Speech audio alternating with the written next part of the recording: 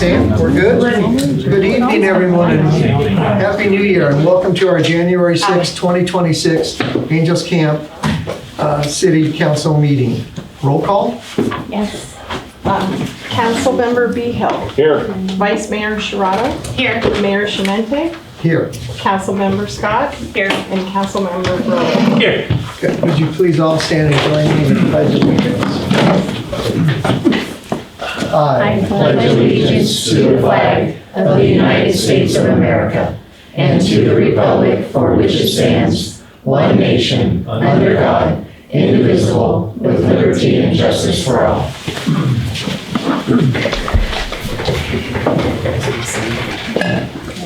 Item number 6, report out of closed session. No action was taken. Direction was given to our interim city manager.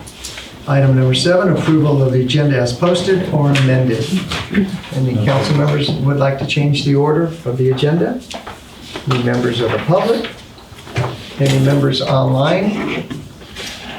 No. Okay. Comment Hearing online. none, is there a motion to approve the agenda? So moved. There's been a motion and a second. Any other discussion from the public, from anyone online, council? Roll call, Michelle? Yes, Behill. Aye. Sharada. Aye. Shemente. Aye. Scott. Aye. Brolio. Aye. Moving on to item number 8, presentation. Steve? Yes, thank you. Good evening, Mayor and council members. We have tonight with us Martin Huberty, who has been gracious enough to give of his time to prepare a presentation to the City Council regarding the Visitors Bureau. So thank you, Martin, for being here with us tonight, and I'll turn it over to you. Thank you very much. Good evening, Mayor Shemente and honorable council members. My name is Martin Huberty. I'm the Executive Director of the Calaveras Visitors Bureau and Film Commission. I also serve as the Executive Director of the Angels Camp Museum. I'd like to start with just giving a shout out to Jessica Johnson, who unfortunately isn't with us right now, but she is the bomb, and I couldn't do what I do without her. And she has been the glue that's kept everything, and she's integral to everything that gets done, and she deserves every accolade that we give her. So let's get started. MACT, what a wonderful addition to the city. Visit California is very bullish about Native American tourism, and we are doing a lot of work together with them this year. We have a great working relationship with Christopher Mandel, and that is such a boon for us to have the museum, 2 museums in our city. Visit California is very excited about it. We should see a lot of work from them coming for us. I'd also like to thank the city, Public Works, admin, and all of you for all of your help this past year, especially with the tree work the city did at the museum last year. I called Steve and thought we had a big problem with the big giant sequoia, and you guys were there, you cleaned it up, and actually after these storms this year, it's been fantastic. We haven't had nearly the problems that we did last year, and no big branches have come down. Also, 2 points I don't want to forget to mention. The CVB and the city agreement was updated in 2023, and I think we're good there. But the CVB and the city operations of the museum contract needs to be renewed and updated. There's some old verbiage in there regarding the museum commission, which needs to be edited, and the current insurance liabilities, etc. Who knew that 5 years would go by so quickly? It wasn't a new idea to put the CVB and the museum together, but I'm so happy we acted on it. Melissa Eads and I thought that we would sit down after signing the contract and review it 6 weeks later and see what we were doing. That never happened, and here we are 5 years later. My goal going into this partnership was to run the museum as a business and have less dependency on the city. The museum will always be at the bottom of the totem pole of priorities with the city, which is totally understandable. Police, fire, water, sewer, all come first. We need to run more independently. The best part of this agreement is that we get admissions and memberships in that partnership. We've been able to deal with a lot of the infrastructure maintenance and exhibits maintenance because we put the money right back in the museum, and that's been a key part of the deal. Secondly, I wanted to be open 7 days a week. I think it's critical that we're known for always being open. Plus, going on my 7th year, there doesn't seem to be any rhyme or reason to how our guests visit. One Tuesday we'll get 2 guests, the next Tuesday we'll get 25 or 30. The important thing is that we're here whenever they need us. I have part-time employees, at the museum: Staria Stein, Susie Barnett, Chuck Schneider, Jordan Clerk, and Nathaniel Johnson. I have 1 archivist there this year, Noah Berner, thanks to you.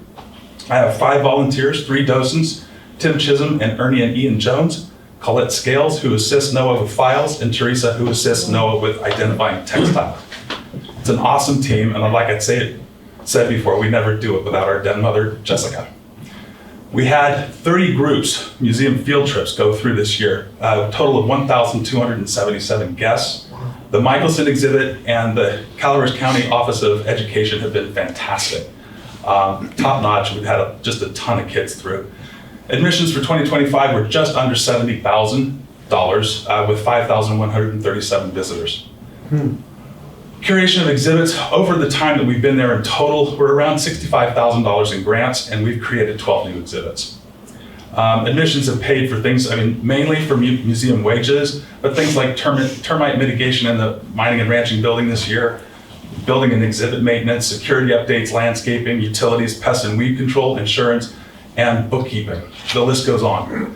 You might have noticed the Altaville Schoolhouse, the shutters and the sign are gone. We're currently updating those. We also have some window work that we've got to do because there's been some rot. There are many unforeseen incidents, and like the conference room flooding. Another good example is the roof insulation in the main building. I kept going to our to Angel Sheet Metal saying, why isn't this system working? And they said, well, you don't insulate the ceiling. It's like, wait a minute.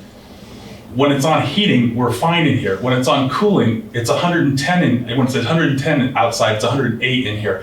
They said it's the insulation. I finally listened to them. We paid $9,000 to get it insulated, and now the system works perfectly. So, yeah, learning a lot here. We have wonderful partnerships. We work closely with the Clampers, with the CCF, with the CCOE, ACPA, and the Farmers Market. We did a reception this year for TFIT. We do a lot of events at the museum. We did one with the Calaveras Ghost Hunters, which was hilarious, with people trying to talk to the artifacts. We do Teachers' Nights Out, and of course the Angels Camp Museum Foundation, which have an upcoming speakeasy event, February 1st. Tickets on sale now. Debbie, Dave, you see that? I wanted to talk to the city about moving the postmistress's house, which is that White House at the Swendeman property. Phil Joy is, we tried several times. Where's Amy? There. We've tried several times to do this.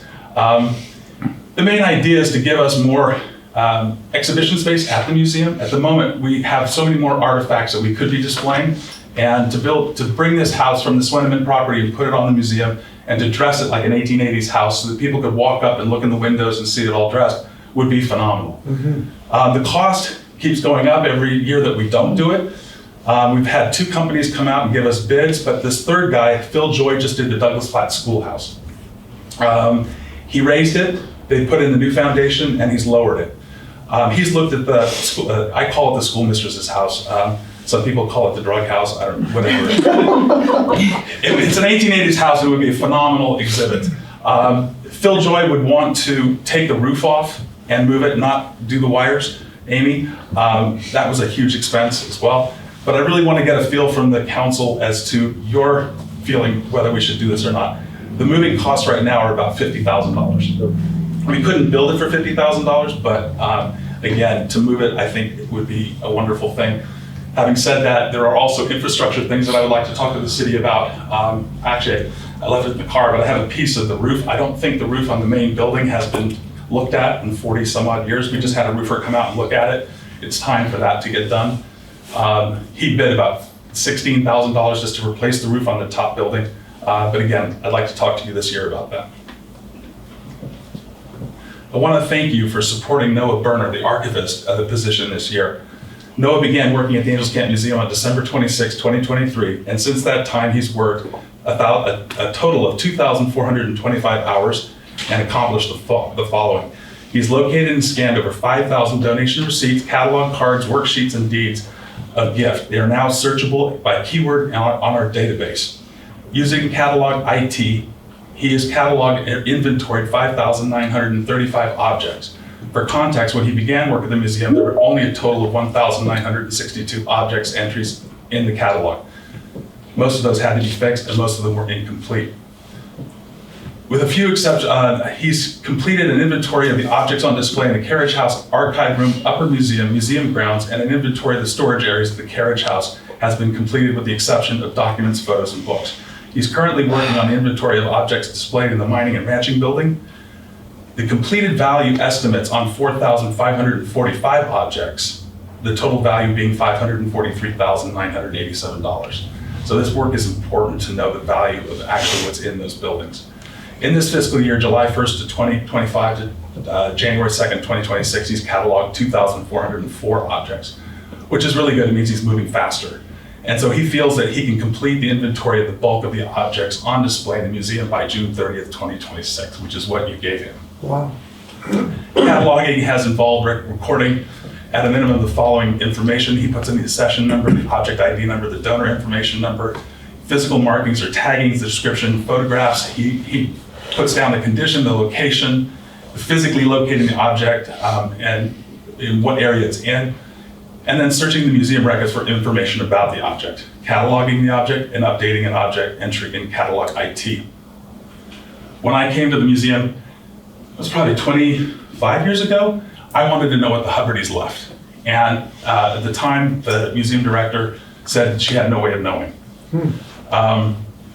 Going through the files, we were able to find a lot of those donation slips.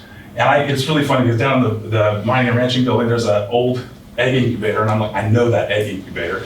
And I was like, yeah, there must have been a million around. And sure enough, when Noah went through the files, it was on the Hubbard Ranch. And I grew up with that on the back porch. So it was very cool. So now on to the Visitors Bureau. We partnered with Visit California, who is the premier travel marketing organization for California. Actually, before I jump off, are there any questions regarding the museum? Okay. So we partnered with Visit California, who's the premier travel marketing organization for California. According to their studies for this year, younger travelers, especially Gen Z and millennials, are driving growth, many taking 2 or more holidays per year.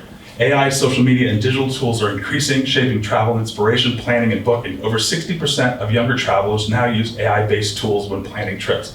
We've mainly marketed to boomers in the past. That's changing. There's also a push toward moving more spending on experiences, reflecting priorities around authenticity, wellness, and meaningful escapes. Wellness travel, holistic rest, and mental health-oriented trips continue to rise. Solo and social travel. More people are traveling solo, seeking connection, meeting new people on the road. Hugely important.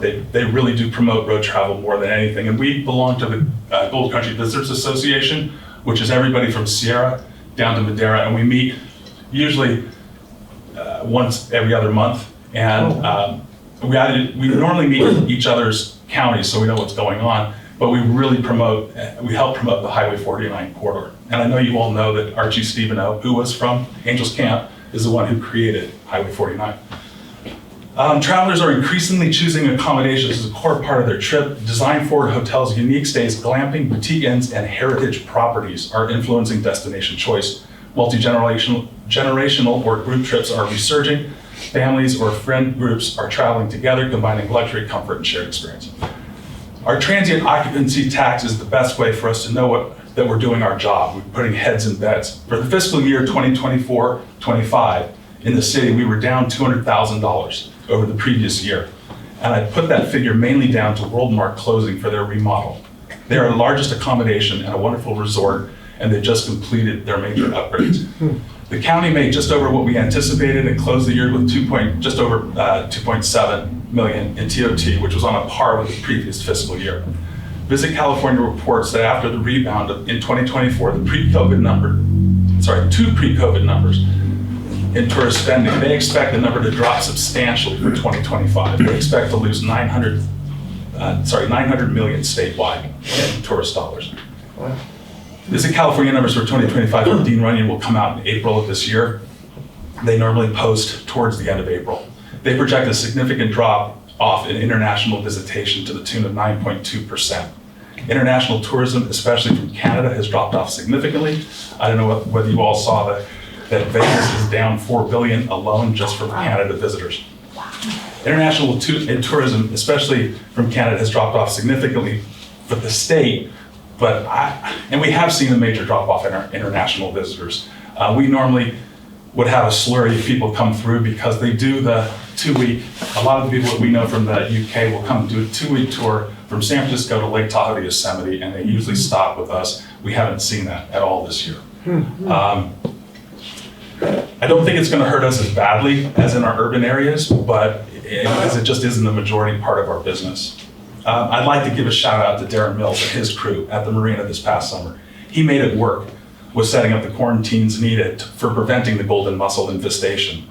It wasn't easy, but he got the boats on the water and saved summer for so many. We're not out of the water, no pun intended, with this, but it's going to be another year dealing with this. And so we're meeting with Darren this week to help put promotional packages together for visitors this next year. We'll create itineraries that unite with local businesses who give incentives to our guests. Another shout out I'd like to give is to the Forest Service. Due to the cuts in federal funding, they weren't sure they were going to manage to open any of the campgrounds this past year, and they did it. They did it with 5 people where they normally would have had 20. And all these campers, they get about 2,000 people up the hill camping every season, come through Angels Camp. As we know, the wine industry, I'm not even going to go into the wine industry at the moment, has really taken a hit this past year. We work closely with the Wine Grape Alliance, and it remains to see how we rebound. Another issue I'd like to point out in last year's Visit California report is a continual decrease in direct employment in the hospitality sector. We constantly have a problem with this. We were down 6.4% in 2024. The lack of affordable housing is a major factor for this decline. We're banking on Eureka Oaks taking some of that burden away. So thank you all for making that happen, because it's a huge problem. I was just looking for a friend who wants to come and rent a place on the Upper Highway 4 corridor. You can't find anything. I mean, everything is turned into an Airbnb, and I don't understand how we can, continue this way without being able to house our working families. Our marketing campaigns have been strong. Of our overall budget, we spend 65% of the money we receive on direct marketing. The balance is 33% is for payroll and 2% in overhead. In-person market give us the most satisfaction. The importance of direct contact with our visitors allows us to show them the wonders of Angels and Calaveras and how best to spend the time that they have with us. When we get our visitors at the museum, we get them for 2 hours. And before, when we were downtown where the pickle porch is, we would get people for 5 minutes. Now we get them for 2 hours. And all of our museum employees are actually CDB employees and vice versa. And so it really works very well. Where have I left off? Sorry. The main Welcome Center, as you know, is open 7 days a week from 9:30 to 4:30, and the Welcome Center at Murphy's, we've cut to winter hours of 4 days a week from 10 to 4. The CDB personally greeted over 14,000 visitors this last year. And I put this down to the film business. I mean, and you know, if somebody tells you they've seen a great movie, that's going to probably sway you more than anything that you see in a newspaper or magazine. It's the same when you come to visit a place. If you have that personal connection, it's fantastic. And we started using our blogs and putting our blogs out we have 24,000 emails that we send out. And we've just gotten nothing but the nicest responses is back, and it's people saying that they want to come back. And I'll show you some numbers too later that indicate that. Our visitor's guide, this is the new one this year. Oh, wow. And this is our calendar. I'll give you all these. I was always taught never hand out anything before you speak, because otherwise everybody will be looking at it and won't listen to you. Our visitor's guide is an important tool for our in-person visitor interactions. The guide focuses on where to eat, where to stay, where to play in our city and county. We print 50,000 copies that are distributed at our visitor center, local hotels and businesses, and throughout our distribution network provided by our vendor-certified folder display. We have guides supplied in key areas all over Northern California, and we get about an average of 80,000 copies downloaded from our website. The participants in the guide and all the costs of production and distribution, besides the time it takes us to create them, are all paid for by the participants. So there's no tax dollars really that go into it beyond our labor to actually make the phone calls to get people in it and get them to pay. We use a company called Big Behavior to monitor our website.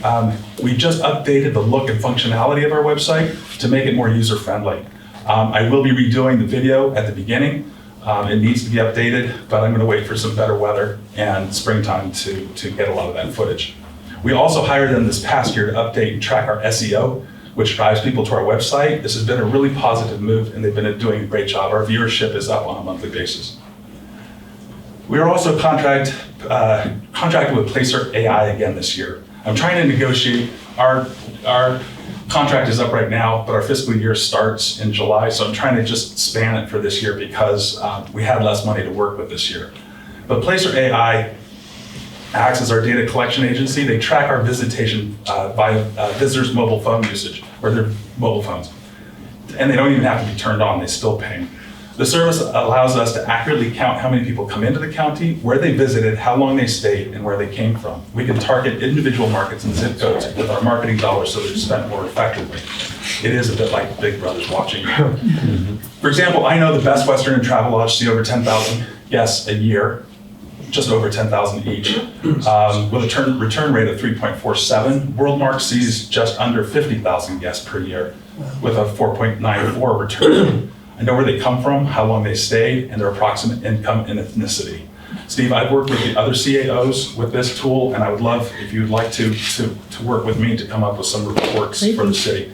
Because where it's really effective for the city is to see where people are leaving and what they're buying and what we need to bring in to town as far as shops, what have you. We brought our social media marketing back in-house. Our numbers are up. We just have over 60,000 followers on Facebook and 9,400 on Instagram. One of the hardest parts with us was social media, and that's why I originally, when we came out of COVID, hired a San Francisco company to take over, is we get a lot of local comments. And you really have to monitor them, because some of them can be very negative, and it's like, no, we're, it's always a game, but it seems to be doing very well, and we're doing well with our social media and with our email blasts. We had a stream of travel influencers through. These travel writers come vetted through both Visit California and our PR person, Jennifer Sweeney at the Gold Country Visitors Association. Everyone we have come through is completely blown away by the county, as well as the city, and the museum always gets nice marks. So that's fantastic. And now that we have Mac, that's going to be even better. Did a lot of print ads in the last year. We did a page spread with National Geographic UK, Local Getaways, which is in the Bay Area, Sacktown Magazine, we were doing on their quarterly, Yosemite Journal, which is our biggest, and we also get leads from the Yosemite Journal. We're in the California Visitors Guide, and we also advertise with NorCal, which services 13 Northern California top newspapers. We continue to advertise by radio with NPR, which has been very successful.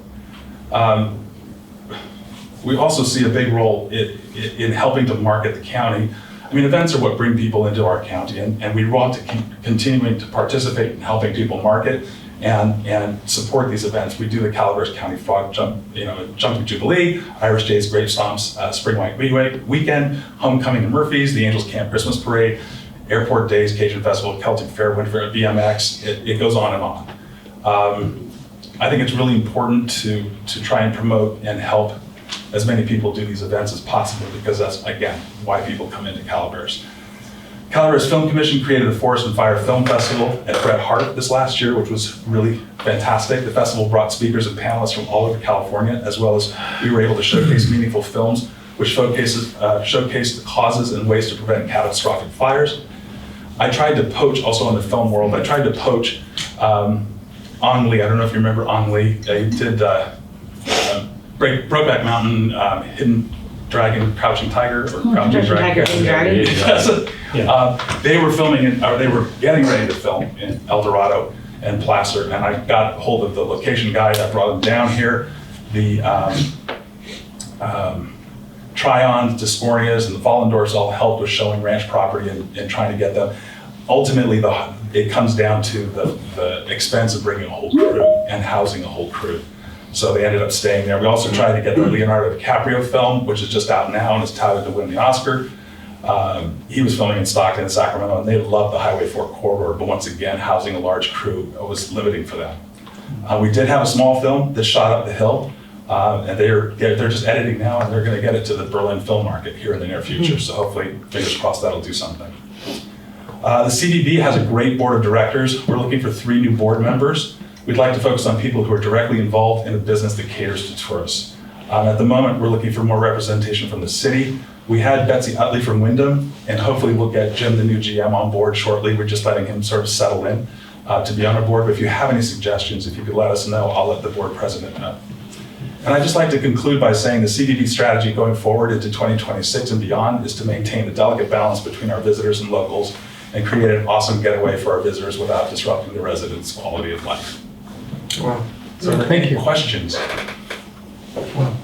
I did have a question about the AI visitation in Calaveras County. What was that number? Did you give that overall arching number of how many visitors we had last year? Yeah, I mean, I can actually, total, I'd have to look at it again. I mean, it was always like 700,000. I'm like, it's a Yeah, lot. we're, the city, if you look up on the city, on the site, police area, it's 153,000 is Okay. what they say came into the city. Came into the city. Came into the city. Okay, but And the how long county it's getting, where isn't. they came from, I can give you all that information, I just need to break down it in reports. So if you want to let me know what you want, I can create whatever. Yes. Have you started putting anything together about moving that house, seeking private donations? I haven't asked for private donations. I first want to know, I mean, this is a city-owned property and it would be city-owned. I would want to make sure that you guys wanted us to do it before we did anything. I know that when we first started talking about this, the council said yes, but that was how many years ago? Just last year and a half ago. Yeah. Yeah. Okay, well, it started long before that. And we gave a Yeah, small we- budget I thought towards it too. we did 15 give You Yeah. million. did, you allocated 60,000, I Right. believe, to the Oh, whole 60. thing. Yes. Okay. And then there was work that was done by Brad Sutton at the museum. He moved a piece of foundry equipment, and then he built a road behind the pole barn. But that's all been done. So, Scott, I mean, if the council would like this and we need to raise money to do it, then I would like to do that. I do think some of the infrastructure things, and that's what I would like to talk to the council about, i.e. the roof and new gutters on that building are really important. You're talking about the main building? The main building. Yeah, the others are all steel, so they're fine for the moment. I wonder if you can get local people to volunteer the services too. True. Well, no, and Brad has been really good to us, so yes. We need to look at it. And again, I'm throwing it out there because finally it looks like we have somebody who would be willing and able to do it. And, you know, Amy and I have been here before and then they just disappear on you and these two I wonder other if companies. Habitat would be able to help us in some That's an capacity. idea. Yeah. I mean, the idea is also, we need a foundation. So this is just for moving it. Right. And then Right. we would need to bring it back down onto something. Yeah. And they always say to move it and then put it down. Don't build a foundation and move it because it's not going to be square. So you got to get it in place and then put it down onto whatever you built. Be neat though if you could get like local contractors that would do like the cement work and like volunteer, Yeah. donate. Like Okay. a old fashioned barn raising. Yeah. Okay. Well, if what I'm hearing is that's the way the council would like to go, then that's the homework that we'll do. And we'll find out and come back to you and hopefully we can get a lot of I mean, the hard part is sawing off the roof and a crane. And I'm sure that we can figure out somebody to do that. And then if we can get local law enforcement to escort the building as it goes down the road. I also have to work with the church in taking down the fence in order to get it down the road to the place where we'd like to put it. But yeah, I definitely could put that together and we can start asking who could actually help. I think the foundation will probably be the easiest thing, but the actual physical moving, I don't know that I'm gonna get away with. Oh, yeah, I wasn't done with that. I meant Yeah. like the other work that needs to be done. Yeah. And the reason I like to see you look for private donations also is just to get some kind of gauge of public interest. Perfect. And it's one thing to sit up here and say, yeah, why not? But if Yeah. it's not something that's important to the public, then Yeah. maybe that's a why not. You know, what I would say is that every exhibit that we've done has added to the museum experience. So, and I see that this would add in the same respect. I mean, we would be showcasing so much more of what we have to show that we can't show at the moment because we just don't have the space. And we do have some matching donation from Mike. Yes, that's Mike Fullaway did say that he would give us the cost of what it would cost him to tear it down. I mean, again, this is all so old, we would have to revisit all of it. Yeah. But I wanted to bring it up because Phil Joy just talked to me, I just saw him at the Douglas Flat Schoolhouse, and he said, are you still interested? And I said, well, let me check. Because, I mean, the museum would be interested. I have talked to everybody that works at the museum, and they would be excited to work on it. So from that aspect, we're ready to go. So I'll come back to the council with the idea. Good, thank you. Are there any other questions? Any comments from the I have audience? I have a podium, Martin. You have a comment or a question? I have questions. I'd like to Okay. make a statement after Martin's presentation here. Well, is that a statement or a question? I have a statement But is it? and a list of questions as well. It's okay? Okay. Okay. My name is Christopher Bunner. You've met me before. I've been before the council. My website is calaveras2026election.com, a government accountability blog. On August 12th, I made this same statement before the Calaveras County Board of Supervisors. On August 15th, it was a letter to the editor that appeared in the Calaveras County News. And I will read it again, since after listening to Mr. Huberty's presentation, I'm surprised how evergreen this, my comments are. Questions concerning transparency and accountability were recently posed to the Calaveras CEO, County Council, all 5 district supervisors, and the Executive Director of the Calaveras Visitors Bureau. These questions pertain to the CVB, its Board of Directors, and its Executive Director, and the CVB's annual allocation of funding of hundreds of thousands of dollars from Calaveras County's transient occupancy taxes. It is well established that the CVB changed its legal designation from a public benefit nonprofit corporation to a mutual benefit nonprofit corporation in July 2021. Not established or explained is, why and for what benefit did the CVB change its legal designation from a public benefit nonprofit corporation to a mutual benefit nonprofit corporation in July 2021? Who instigated the change? Why did the CVB persistently fail to notify Calaveras County's government of its nonprofit corporation's changed legal designation? Why does the CVB perpetuate its misrepresented funding agreement with the Calaveras government under the pretense of the CVB being a public benefit nonprofit corporation when in fact the CVB had changed its legal designation to a mutual benefit nonprofit corporation in July 2021? Chairperson Martin Huberty is the individual best positioned to respond to these questions, since in addition to him being the District 3 Supervisor, he concurrently serves as the Executive Director of the CVB, legally burdening him with the administrative responsibility for ensuring accuracy and truthfulness of the CVB's records. Other troubling unanswered questions include, why did Calaveras County experience a staggering reported combined loss of 420 tourism jobs between 2023 and 2024? A reported loss of $4.6 million in direct earnings from tourism between 2023 and 2024. Who at the taxpayer-funded CVB is responsible for ensuring timely publishing of the CVB's annual budgets, which are absent from public view since 2018, or ensuring timely publishing of the Board of Directors' agendas, absent from public view since June 2019, or the Board of Directors meeting minutes, absent from public view since November 2024, or ensuring transparency by publishing accurate and timely bylaws instead of having stalled for 3 years, only then to produce and publish erroneous bylaws for a mutual benefit nonprofit corporation. Thank you. Any other comments regarding Martin's presentation? Thank you, Martin, and thank you for the work that you're doing. Yeah, I appreciate it. Thank you. Can I You did a great have job. that flyer too, please, with the Yeah. speakeasy? Who's sponsoring that? The foundation, Yeah. Thank you. What was it, 5 stops? 5 stops, and I'm not allowed to tell you where. This is so fun. Thank you guys very much. Thank Thank you, you. Martin. We're so doing this. Moving on to public comment. The public may address the council on any item of public interest and otherwise on the agenda that is within the jurisdiction of the city. No action may be taken. Matters to be addressed may be referred to city staff or placed on a subsequent meeting agenda. Speakers are limited to 5 minutes per person. Is there anyone present who'd like to make a public comment? Please go to the podium.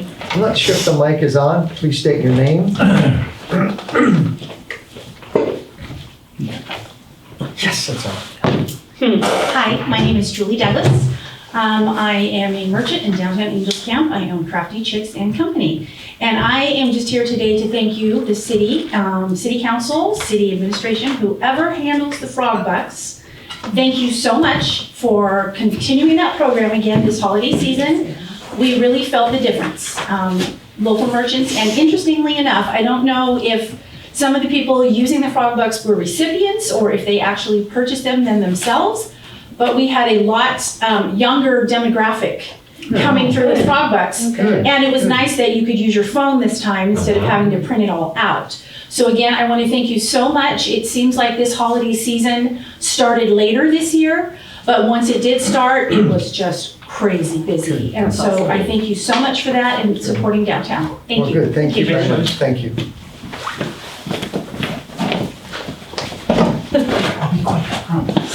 That's fine. Justin, Center 21. So, through challenges and obstacles, things do happen. And I know that there's been discussion or talk, and Mayor came up to me and said something. So, after some of our stuff, myself, Gretel, a couple other people, we have got together to be better organized in downtown Angels Camp and started a historic downtown merchants of Angels Camp group. It's not membership driven, it's not 501c3, but our focus is the downtown historic area because we truly believe if we get stuff going on down there, we can create a ripple effect through the city. So with Martin and the people that come, if we have a destination to, after they spend 2 hours there, have places to eat, shop, have beverages, whatever. So it's our group coming together, being a voice for downtown and kind of taking the responsibility on of getting together with fellow business owners, looking at what we can do differently, what we can do to engage people, and also find ways to fill these empty buildings. So just want to share. Thank you, thank you very much. Thank you. I saw Julie recruiting online. Awesome. I tried. I thought that was great. I wanted to comment. I said, come to Angels Camp. No. Hello again. Please state your name for the record, please. My name is Christopher Budner, publisher of Calaveras Watchdog, formerly Calaveras2026election.com, a government accountability blog. I appeared before the City of Angels City Council 3 times during autumn 2023 on October 3rd, October 17th, and November 17th. November 7th, I'm sorry. The majority of you were not yet serving on the City Council at that time, so my message now requires repetition to ensure that you are accurately informed and may take appropriate corrective action accordingly, because regrettably, 2 remaining 2023 members of this City Council failed to heed my explicit caution and take corrective action. As recently as September 4th, 2025, I was informed by the Office of the City Attorney, White-Brenner LLP, that the agreement for the promotion of tourism from January 3rd, 2023 between the City of Angels and the Calaveras Visitors Bureau had still not been revised to ensure the accurate legal designation of the Calaveras Visitors Bureau. Nearly 2 years passed between my appearances before this council and September 2025 with no revision to the fraudulent agreement for the promotion of tourism.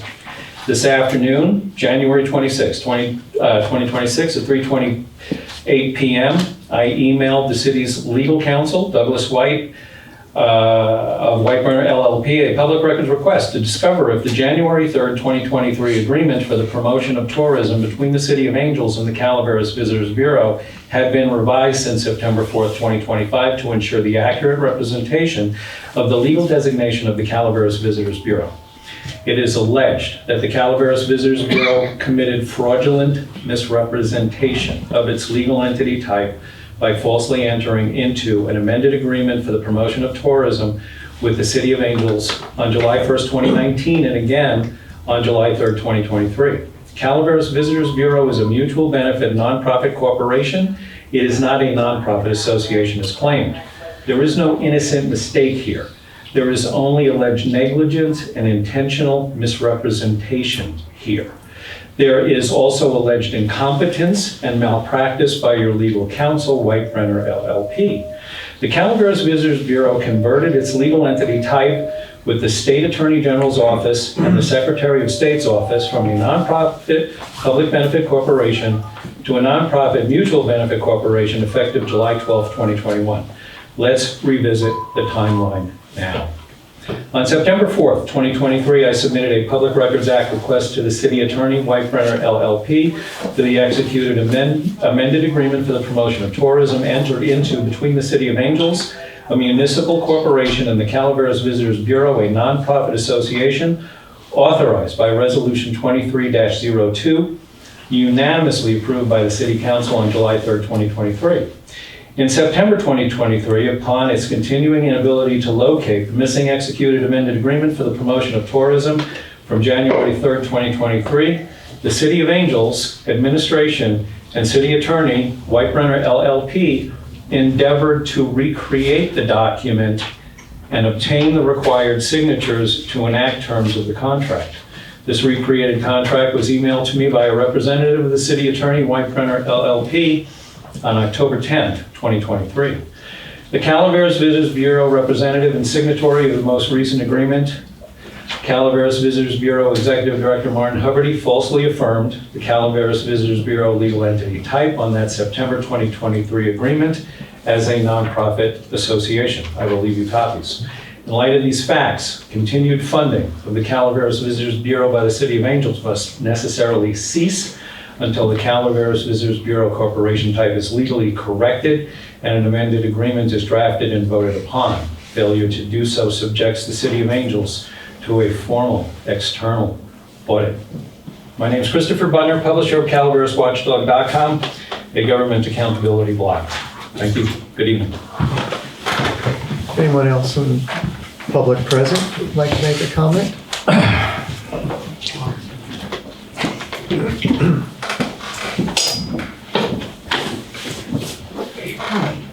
Oh, Yeah. there you go. Yeah. Okay.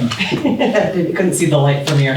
Hi, everybody. My name is Aisha Williamson, CEO of Sierra Hope. Lots to follow tonight. I kind of wanted to give you a quick update on what we've been doing here in Angels Camp. Caroline pointed out that we recently moved. So we used to be down and shared a building for over 20 years with Utica Water. And we moved up to the old Blooms and Things, or the former Umpqua Bank, and so that's our offices, but we also took over what used to be Bees Essentials, and now that's actually our food pantry. So we have the community food pantry up there. Used to be a 10 by 15 closet inside our office, and now it's a standalone 900 square foot space. I'm working on the signage. I promise we're getting on that. But we have both spaces, and we are going to be doing a ribbon cutting and kind of an open house that we'd like to invite everybody in the community to on January 22nd at 5 p.m. We'd like to share a little bit more about what we've been doing, what we're working on. As Martin well pointed out, we know that the inventory is really low and it's very difficult. We are very much in a second home community. And so a lot of our work is triaging that prior to folks getting over to something like Eureka Oaks with Habitat. And Morgan and I have had quite a few conversations over that. I've been working very closely with the Board of Supervisors, and I'm very appreciative of Martin and Amanda Follendorf, both for stepping up during the SNAP pause and recovery, as we were sort of referring to it, and helping support the food pantry with some gifts for each of their districts. CMCAA has stepped forward recently, and they helped during the holidays when the schools were closed. And Louise Simpson was very worried about the kids not having the normal meals that they would get at school and what would happen when they went home over the holidays. And our seniors, and kind of just the effects that everybody was still recovering from. And so the food pantry has really stepped up. While it is located in Angels Camp, we really are serving all of Calaveras County with it. So those are just some of the light updates, but we would like to extend that invitation to everybody. And I do want to thank Julie, as long as I'm up here, Crafty Chicks let us do the raffle this year at the holiday fair, and that was really wonderful. And it's been really nice. There's been a lot of changes over the year, and I've been trying to reach out. Today is my 1 year with Sierra Hope. And I've been working, I've been working hard to do a lot of changes and to reach out into the community and do more expansion. And it's been really heartwarming how many folks have reached back out and who have made those branches and those olive branches, and everybody, as much as I've tried to reach out there, everybody reached right back, and we've been very grateful, and I'm appreciative of everyone on the city council, and I hope that everybody can join us on the 22nd. Thank you. I can't believe it's already been a year. Anyone in the audience? Public comment? Michelle, anyone online? Comment online. Okay, hearing none, we will close public comment and move to the consent items. There is one item, approved draft minutes of December 16th, 2025. Council? Is there any comment? Any comment from those present? Anyone online regarding this item? Is there a motion to approve? I'll make a motion. I'll second. It's been a motion and a second. Any other comment from the audience? Anyone online? Council members? If not, roll call. Tehill. Aye. Sherrado. Aye. Shemente. Aye. Scott. Aye. Aye. Moving on to action items. Item 11A, Resolution 26-02, appointment of mayor, vice mayor, ad hoc, and standing committees. Steve? Okay, thank you. Good evening again, Mr. Mayor and council members. Your first action item for tonight will result in Resolution 2602, which will establish the mayor, the vice mayor, and the appointments to the standing committees for the 2026 calendar year. In your packet, I reference your city council, your City of Angels City Officials Handbook, which is a mouthful sometimes to say. And in that, it talks about the terms of the mayor and vice mayor, and it says, the mayor and vice mayor are selected by a majority vote of the council and appointed on an annual basis for a one-year term. Selection of the mayor and vice mayor occurs in December or January to coincide with the general municipal election that occurs every 2 years. In addition to appointing the mayor and the vice mayor, the standing committees that are traditionally appointed include the Calaveras 2 members to the Calaveras Public Power Agency, the Central Sierra Economic Development District, the Calaveras Council of Governments, the Local Area Formation Commission, the Solid Waste Management, and the Utica Water and Power Authority. And within your packet this evening, there's a brief explanation of each of those committees and the responsibilities involved with each of those committees, along with the typical meeting time, the typical meeting location, and the typical meeting frequency for your information. I've also included an attachment that goes back to 2021. So for the calendar year of 21, 22, 23, 24, and 25, and it lists who the mayor, vice mayor, and appointments to each of those commissions were, so you have that for your reference. My recommendation is that you proceed first with the election of the mayor, and then the vice mayor, and then each of the committees. And with that, I'd be happy to answer any questions that you have. What is the process? Nomination in a second. The process is a council member would nominate another council member to serve as the mayor. If there is a second for that nomination, a vote is then held. If the vote is affirmed, that becomes the mayor for the year. And the same process with the vice mayor. Now, once the mayor and the vice mayor are selected by vote, then a discussion happens amongst the council with the new mayor and the vice mayor. And by the way, I say new mayor, but there can be a concurrent term. I mean, it is for a one-year term, but that doesn't prohibit the current mayor and the current vice mayor from serving in that same position for another year. So once we have established who the mayor and the vice mayor are going to be, then the discussion amongst council occurs to appoint to the individual committees.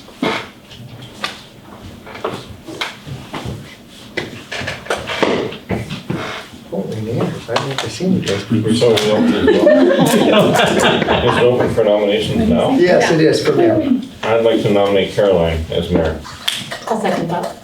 Okay, there's been a motion and a second. Any other discussion?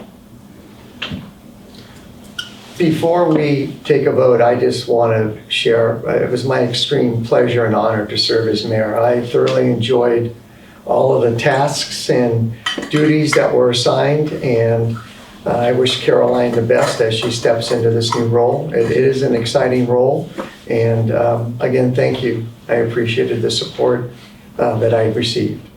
So with that, we open it up to the public. Is there any public comment? Anyone online? No comment. Okay. I was gonna bring up the frog jump, but I won't. Who won? Are you going to still be chair next year? No. Oh, see? Darn it. Then you should be. That'd be a good rematch. Okay, with that, roll call. Yes, Behill, Aye. Sharado. Aye. Shemente. Aye. Scott. Aye. Brolio. Aye. Okay, Congratulations. so now Caroline takes over the meeting, Sarah, or do I go through? I think it does either way, however. You want to just continue? Continue this one. Continue this item. Finish this Okay, item. so second one, is there a nomination for I vice will mayor? make a motion No, I want to make them. Too late. I had a quarter out to flip a quarter, and so we're gonna move on to the next one here, because I didn't have. So I will make a motion for Mike Schmeny to be vice mayor. I'll second. There's been a motion and a I second. really did. Any other public comment? Anyone online? No comment. Hearing none? Roll call? Behill, Aye. Sharado, Aye. Shemente, Aye. Scott, Brolio. Hi. It's good, because Okay. I'm gonna be gone some meetings. Oh, yes. It's already coming out. Yeah, thank you. I'd be like, oh, a little bit. Well, Yeah. and honestly, when I first read it originally, I'm like, it said 1 year, so that's until he said that, like, that's in my head. Yeah, Like it, it's good. Now you can do this. What, you want to finish the committees, or is it No, still part of the I think you're supposed to, because you You're up now. Okay, I gotta do that. You got to do that. Okay, thank you for putting that up. All right, so going through the list, we have right now Behill and Scott on LAFCO. So does anyone want to make any changes on LAFCO? I prefer to stay. I mean, you're Since I brand new. just got on, You're pretty new yeah. on it too, right? You've been on it 1 year. Yeah, it's my first year on it. Okay. You want I'm to happy do to this, stay, or someone else. you want to do this individually, or do you want to take it as a group? I don't know, like, So LAFCO's good. LAFCO's good. LAFCO's good. He's Okay. got, And again, I'm flexible. I mean, I think if we're on it, so- flexible throughout this whole thing, so Okay. COG, Right. both Scott and I sit on COG. I'm happy to move off of COG and give someone else an opportunity. I've been on there how many years have I been on COG? 4 years. I was alternate for 2, and I've been on as 2. Okay. Yeah, so, but I'm happy to rotate and give someone else an opportunity to sit on COG. It's a well-oiled machine. It's a great staff on there. CPPA, Mike, you've been on that Yeah. for, I don't know, Well, since I've been on the council. since you've been on council. And I enjoy that, and it's mid-morning and Yeah. for us So to we keeping plan. COG the same? Is that what No, we're just kind Or are you just going yeah, down? like I just said, like I'm happy to move off COG. So, Should we get COG finished before moving on? No. well then we, just kind of think about, see what else, if anyone else wants to move off of. UWPA. So I've been on UWPA as an alternate, and then I've been on just these last 2 years on there. However, with the new GM coming on and with the FERC exemption application still in limbo, I'd like to stay on there just to make sure with that continuity, if that's okay. So that's the only one that I want to stay on. And Alvin, do you agree? I agree on that, and there's still stuff going on, and it's my last term. Yeah, it's your last year. I Well, think- make him take on everything. Huh? I've already been on everything. Look Been at on that. everything. I've been all over. I've been all over the board. I've been If from you're leaving central us, I chair feel like you economic. should have I've to do been them all. so. Okay. So because it's your last year, you'd like to just Well, I don't know. hold There's those a two? new Yeah. administrator coming Yeah. in. I agree. Yeah, okay. I think there's some really interesting agree. stuff. I would like to stay on that one, Okay. but I can. Yeah, for me, And then- that's where I'd like to stay. And then C said, so Kara, you've been on that just for this year. Yeah, I'll stay. Okay. Yeah. And And I'll then be alternate for that Solid one. Waste Task Force doesn't meet, so that's a really great one. It's awesome. I went to one meeting. Okay, so let's go back to LAFCO and COG, because those are the ones where we've got some movement. Well, Scott- Mike, is there anyone, did you want to jump on anything? Well, I think Scott and Kara can stay on LAFCO. I mean, it's, Yeah. yeah, I because mean, do you- it's their you like second staying time. on and that one? It really takes a year or so Yeah. just to Yeah, it's a- understand. Yeah, and I just the went to that dynamics. conference. And I feel The only like- one I'd want to move off in favor of would be UWPA, but you guys got that squared away, so. That's the only other one I have interest in. Okay. I Do could, you think, I mean, would COG be a lot for me being there? Yeah, it's, I think COG would be a good one for you. It is Yeah. pretty eye opening. it's, for me, it's the day after our council meeting, so it's 2 big agenda meetings, a lot of reading, and, but the meetings move pretty quick. The staff there is excellent. They do a really good job on, It's a Well, I was just it's a thinking- very staff-centric committee. Yeah. So, they don't lean heavily on the committee, on the council to make a lot of decisions. Right. But it's good to keep a heads up on what funding opportunities can come Yeah. before the city Yeah. and kind of want to follow projects through.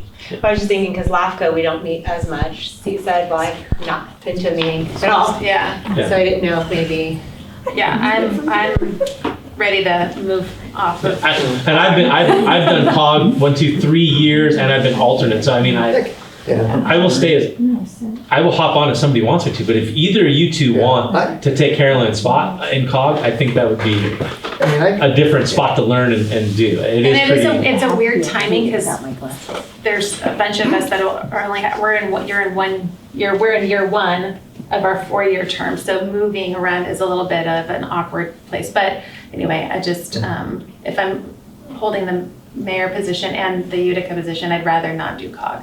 Yeah. I love you, Melissa. It has nothing to do with you. So, I mean, I could do, I mean, if you really want to do COG, that'd be fine. If, that gives you 3. Yeah, but like I said, CSED, I think he should. If you've got LAFCO and CSED, you've just got CPPA. Yeah. If you are interested in doing it. What, COG? Yeah. I could do COG.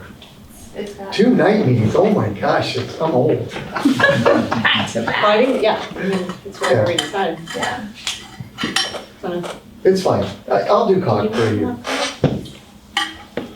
Not necessarily. Okay. okay, there you go. Done. Shemani's on it. Sorry. Okay. And we need an alternate for COG. I'll stay as alternate if I Yeah, because you're dialed in. I know enough Yeah. to be. Yeah. They don't meet in January, so you don't have to go tomorrow. And they don't meet in July and January. Yeah. Yeah. Every 6. Yeah. Okay. Okay.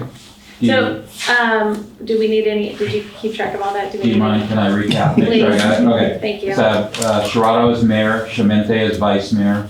I have Behill and Scott as the primaries for LAFCO, with Shemente as the alternate for LAFCO. Behill and Shemente as primary for COG, with Brolio as alternate for COG. I have Scott for CPPA.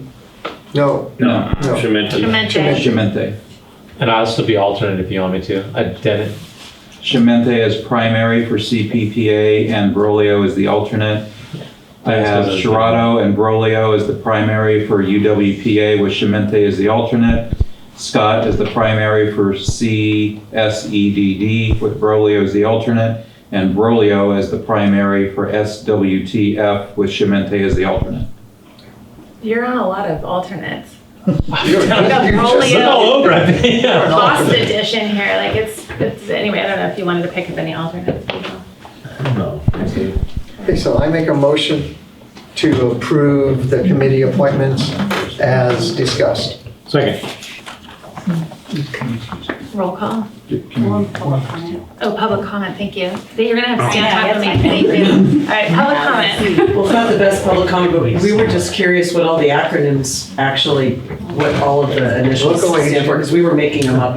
Solid waste tax. I've never seen solid waste. It came up with something completely different. Solid waste. Isn't that the committee? Solid Waste Task Force. Yeah, that- Central Sierra Economic Development is the CSED. Okay. Utica Water Power, you know where that Utica is. Water Power, and then COG is the Council. Calaveras Council of Governments. And we got the solid waste one. The solid waste was the only one I could. Yeah. I've never seen it. We got real creative on that. That one is great. Talking trash is the best.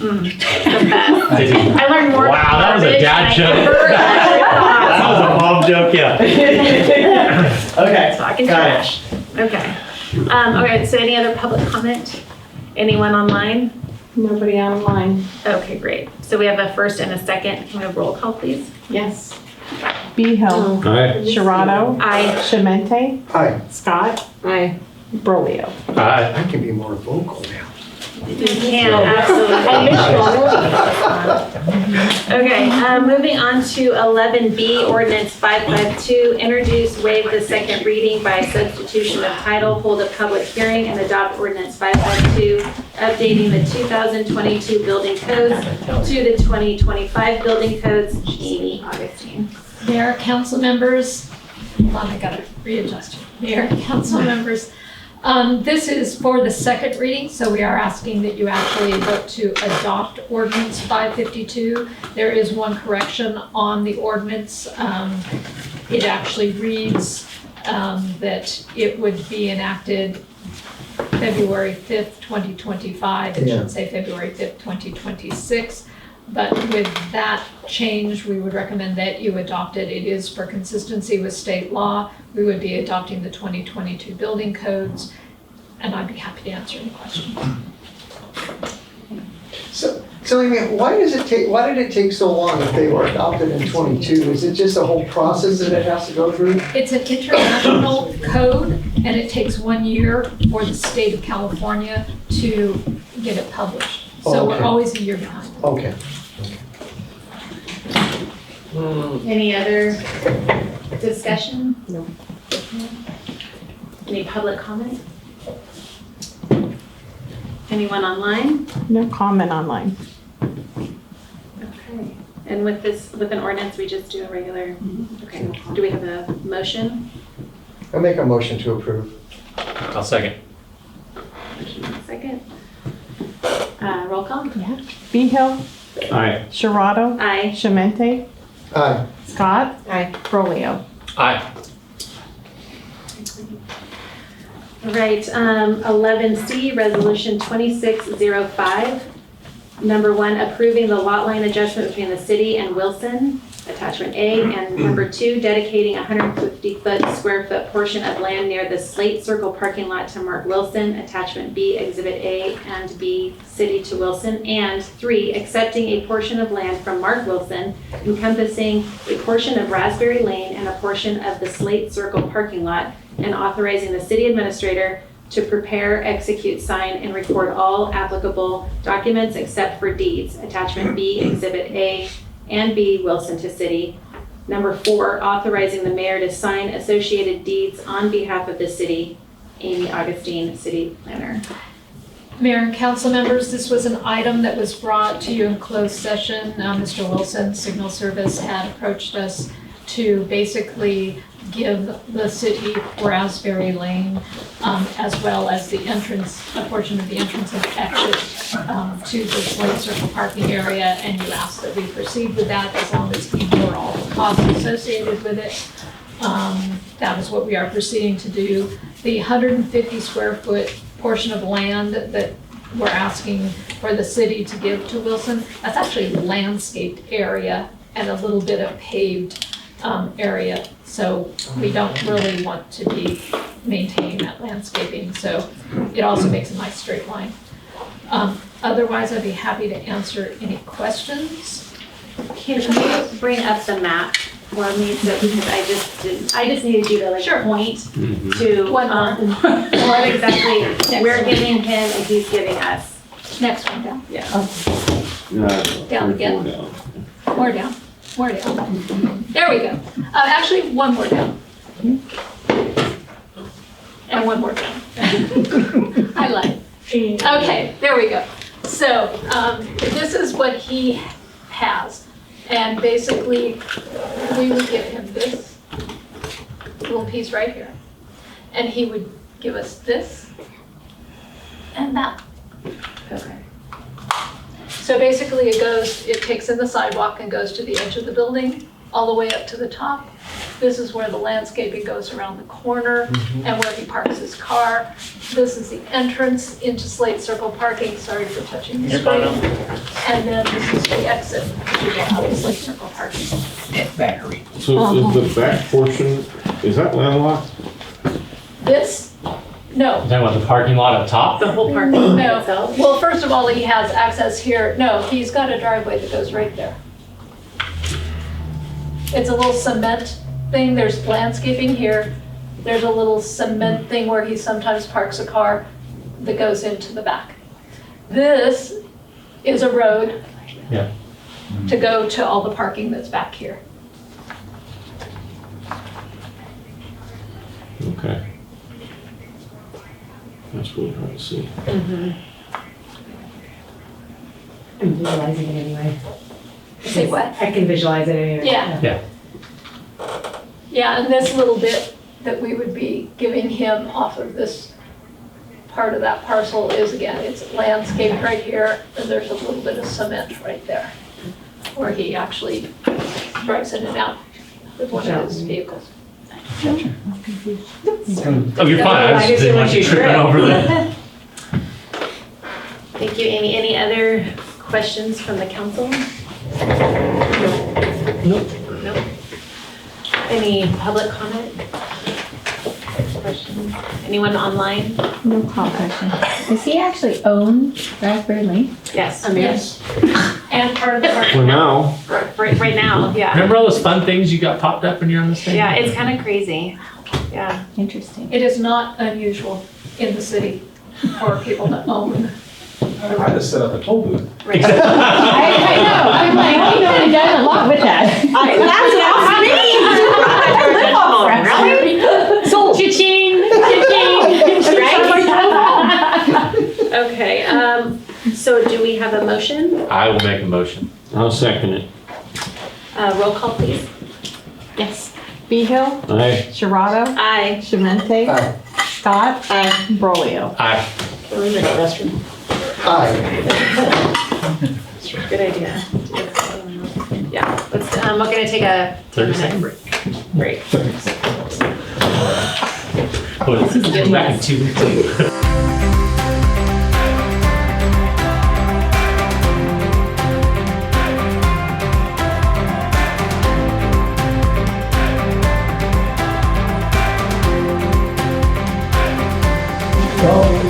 All right, we're bringing it back.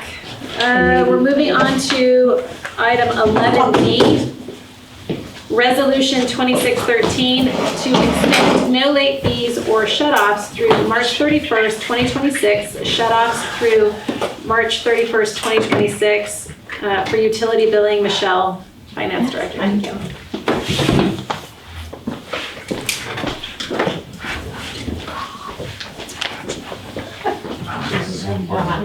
Good evening, council members and mayor. So I wanted to bring to you just to, we've had discussions about this with our transition that we went through with the utility billing software, and we've gotten quite a few people on track. Even last week, I had a couple of people come into the office to set up payment plans and whatnot, but we want to give people the opportunity before we start charging for late fees and for shutting off, since it's just after the holidays. We've pretty much got everything now back on schedule in terms of auto pays and billing. And so what I'd like to come and ask you tonight is to extend our no shut-offs or late fees for another 3 months through the end of March 31st, which then that'll take effect in April. That revenue that we collect for late fees, we use to put towards the customer assistance program, but our revenue from interest has exceeded our budget, and we have plenty to cover that loss of revenue. So my recommendation would be to use the interest revenue to cover the CAP program this year and allow people another 3 months. We're still making calls, we're still trying to get a hold of people. Like I said, I still had a couple people come into the office with very large balances, multiple properties, and we were able to get them on a payment plan. But we still have, it's a lot less, but I would say we have under 50 customers that I think we still need to reach out to and try to get them on something, so. So if they have a payment plan, does that mean there's no late fees? So and No, keep going. yeah. And have we worked out the kinks and stuff like that? Or is there still issues, like people having issues logging onto the site, or? We're getting less and less calls. Like I think actually in the last few weeks, we haven't had any calls. People have been able to get onto the site, view their bill. The nice part is once the bill's generated in the system, it's available online immediately. People can view that, they can pay it. And this month for December billings, we activated our third-party printer, so we're not doing it in-house, which will delay the mailing of them a little bit. And because of the holidays, we didn't get that bill mailed until the 31st. But going back onto our cycle this month, they will be mailed before the end of the month. So people will still get those bills. You know, Michelle, I want to thank and applaud you and your staff. This transition has not been an easy one.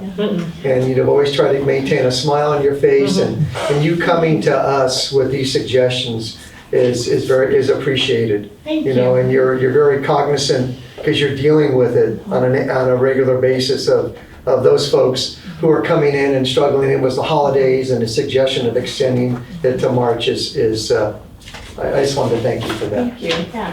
And that's what, we want people to be successful. We want to see them get set up on a payment plan or something just to help them get through this as they make the transition, because it was a break there, where they didn't have bills, and some people, the biggest thing we've heard, which was amazing, is that they didn't even realize that their auto pay wasn't going anywhere. Oh. Yeah. And that was a big shock to a good portion of customers, yeah. So, it helped a lot having, Taylor calling people and getting them set up, and they were surprised hearing it for the first time, so. Do you feel that's enough time? Another 3 months? I think so. With the amount that we've done in the last 3 months of reaching out to people, I believe that would be enough time. Yeah, and I just felt like also we would have activated that like the January 21st, we would have implemented late fees, and it's just right after the holidays, and that's why I really wanted to come and just ask for another 3 months, right? Yeah. And not shutting anybody off this month, it kind of is giving them a break, because if they're just hearing about it in November or December, and they're, dealing with the holidays and whatever comes with that, and finances being tight, at least now, they're going to still have a few more months where they won't incur late fees or shut-offs. Perfect. Thank you. Yeah, as long as you get that enough time, yeah. I had to pay my $15 water bill. Yeah. Because you forget the auto, that's what auto pays for, so then you just out of sight, out of mind. Worry about it, yeah. And the payment plan works great because we can spread it over 12 months, so we take your balance due. So I just had somebody in here last week, had a $3,000 balance because they have multiple properties. Set it up on a 12-month auto pay, he set up auto pay, but then also set up the payment plan for 12 months. And then you just keep your current balance paid to date, and then you pay 1/12 of that old balance. Oh. No late fees, no shut-offs, and because they chose to set it up on auto pay, they don't even need to think of it. We're just gonna take a flat amount each month. Right, and it shows they have integrity, they're trying. Right, they're trying. Yeah, thank you. Yeah, because the late fees are used for a good purpose, it's not like they're just going into the city coffers. Right. I'd like to see us maybe do this for 30 days. I think it sounds to me like you pretty much got this buttoned up, and that might be enough. I know we made extra money in interest, that's great, but I would like to get back to normal business sooner than later. So I would support 30 days, but not 90. That's good, Andy. Any public comment? Can we tell if anyone's online? Oh, yeah, there would be a pop-up. Yeah, there'd be like a little hand up there. I don't see a little hand up there. Okay, so any further discussion here? And if not, do we have a motion? I'll make a motion to approve resolution 2613 as is. I'll second. Okay, we have a motion and a second. Michelle, can you do roll call, please? Yes. Behill? Nay. Sharada? Aye. Shemente? Aye. Scott? Aye. Brolio? Aye. Okay, moving on to 11E, the Traffic Impact Mitigation Fee Study. Resolution 26-07A, affirming decision to enter into an agreement with Wilden Financial Services to complete a traffic impact mitigation fee study. Steve, or do you want me to continue on? Or if you gotta read the whole thing. 26-07B, rescinding resolution 2564 and request COG include the City of Angels in their Nexus fee study. So let Steve take on. Thank you very much. Okay, so the next item for you to consider is, will result in either resolution 2607A or 2607B. Just as a little bit of background, in June of 2016, the City Council adopted Resolution 1625, which approved the city's current traffic impact mitigation fee. The traffic impact mitigation fee is a fee that is paid for future traffic needs. So there is an entire plan that was approved that based on the projects included in this plan, it establishes a fee that needs to be paid when new development happens. So that was approved in 2016. On December 17th, 2024, the City Council adopted Resolution 2498, which authorized the release of a request for proposals to update that study that was done in 2016, and that was approved. On August 19th of 2025, this year, the City Council adopted Resolution 2564, which awarded a contract to Wilden Financial Services in the amount of $22,500 to complete this updated study. So that was in August. In October, the city became aware, October of 2025, so a couple of months after you adopted the resolution to enter into the agreement with Wilden Financial Services, a couple months later, the city became aware that Calaveras COG is going to do their own, they don't call it a traffic impact mitigation fee study, they call it a nexus study. We found out that COG is going to do what we think is something similar to what you approved Wilden to do. And the county, COG, has offered to include the City of Angels in their study for no cost to the city. So the question came up, why would we spend $22,500 for Wilden to do this study specifically for Angels when Calaveras COG has offered to include our city in their county-wide study? That's why this is before you tonight. So, option A is to affirm the agreement that you approved with Wilden to do our own traffic impact mitigation fee study. And there are some positives and negatives to that. Some of the positives are the work would commence in January. So you approved the agreement in August, but the agreement has not, no work has been done on it. And it's intentional that no work has been done on it because another thing that COG is doing, a traffic demand model, there's some data that's going to be accumulated in that study that's necessary for our study, for our traffic nexus fee to be done. So work would start in January. A significant benefit if we go with Wilden, which you've already approved us to do, is we have direct contractual oversight of the contractor that would do the study specifically for us. It would take about 18 to 20 weeks to complete. It would be done by about June 1st of this year. It would cost you $22,500, which you've already budgeted for, you've already approved, it's already in the plan. And it would be paid from the Traffic Impact Mitigation Fee Fund, which has a fund balance of about $1.6 million. So this $22,500 isn't coming from the general fund, it's coming from this $1.6 million fund specifically for traffic mitigation fees. Proceeding under this option allows the city to move forward on an accelerated timeline and ensures that the study reflects the city's specific policies, development patterns, and implementation considerations. So that's option one. Stick with the plan that we've already approved, have our own study done. It's going to cost us $22,500. Option two is to rescind that previously approved resolution and take COG up on their offer to have us included in their study. The major benefit to that is we would save the $22,500. That wouldn't come out of our traffic impact mitigation fee because they've offered to do it at no cost to us. The downsides to it is that we would have input into what that contractor does for COG, but we would not have direct oversight of how that plan develops. We would have a say, we would have input, we would be a partner, but we don't have direct control. We would serve in an advisory role instead of an oversight role.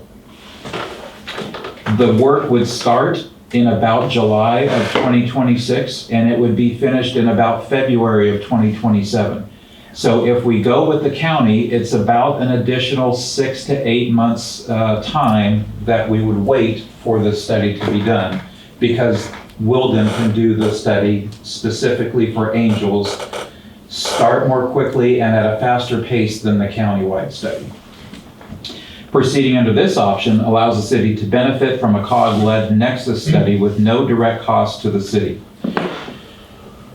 One more thing to consider is that COG is they've started their, in fact, I think tomorrow is the kickoff meeting which the city will participate in for their traffic demand model. So there's two things going on with COG. There's a traffic demand model, which starts this month. About 6 months later, they're going to do their traffic nexus fee, which will result in both the traffic demand model and the nexus fee to be completed at about the same time, which is February of 2027. Again, the timing of it. Are you willing to wait an extra 6 to 8 months to save the $22,500, but not have the direct control over it? One more thing to consider is COG has not issued the RFP for their Nexus study, which will start somewhere around July. So we don't know exactly what that work is. We know what our work is because we issued the RFP.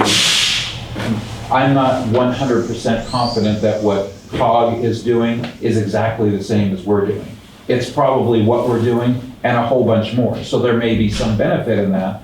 So that's the question for you tonight. We have with us our city planner and our city engineer who were heavily involved in both the development of our RFP as well as the selection of the vendor, and they're available to answer any questions that we have. Did you guys want to make any comments before we talk about those? I'm hesitating. Carry on. Now you're in. So, Microphone. seems like I am ready. Okay, so there's two options before you. I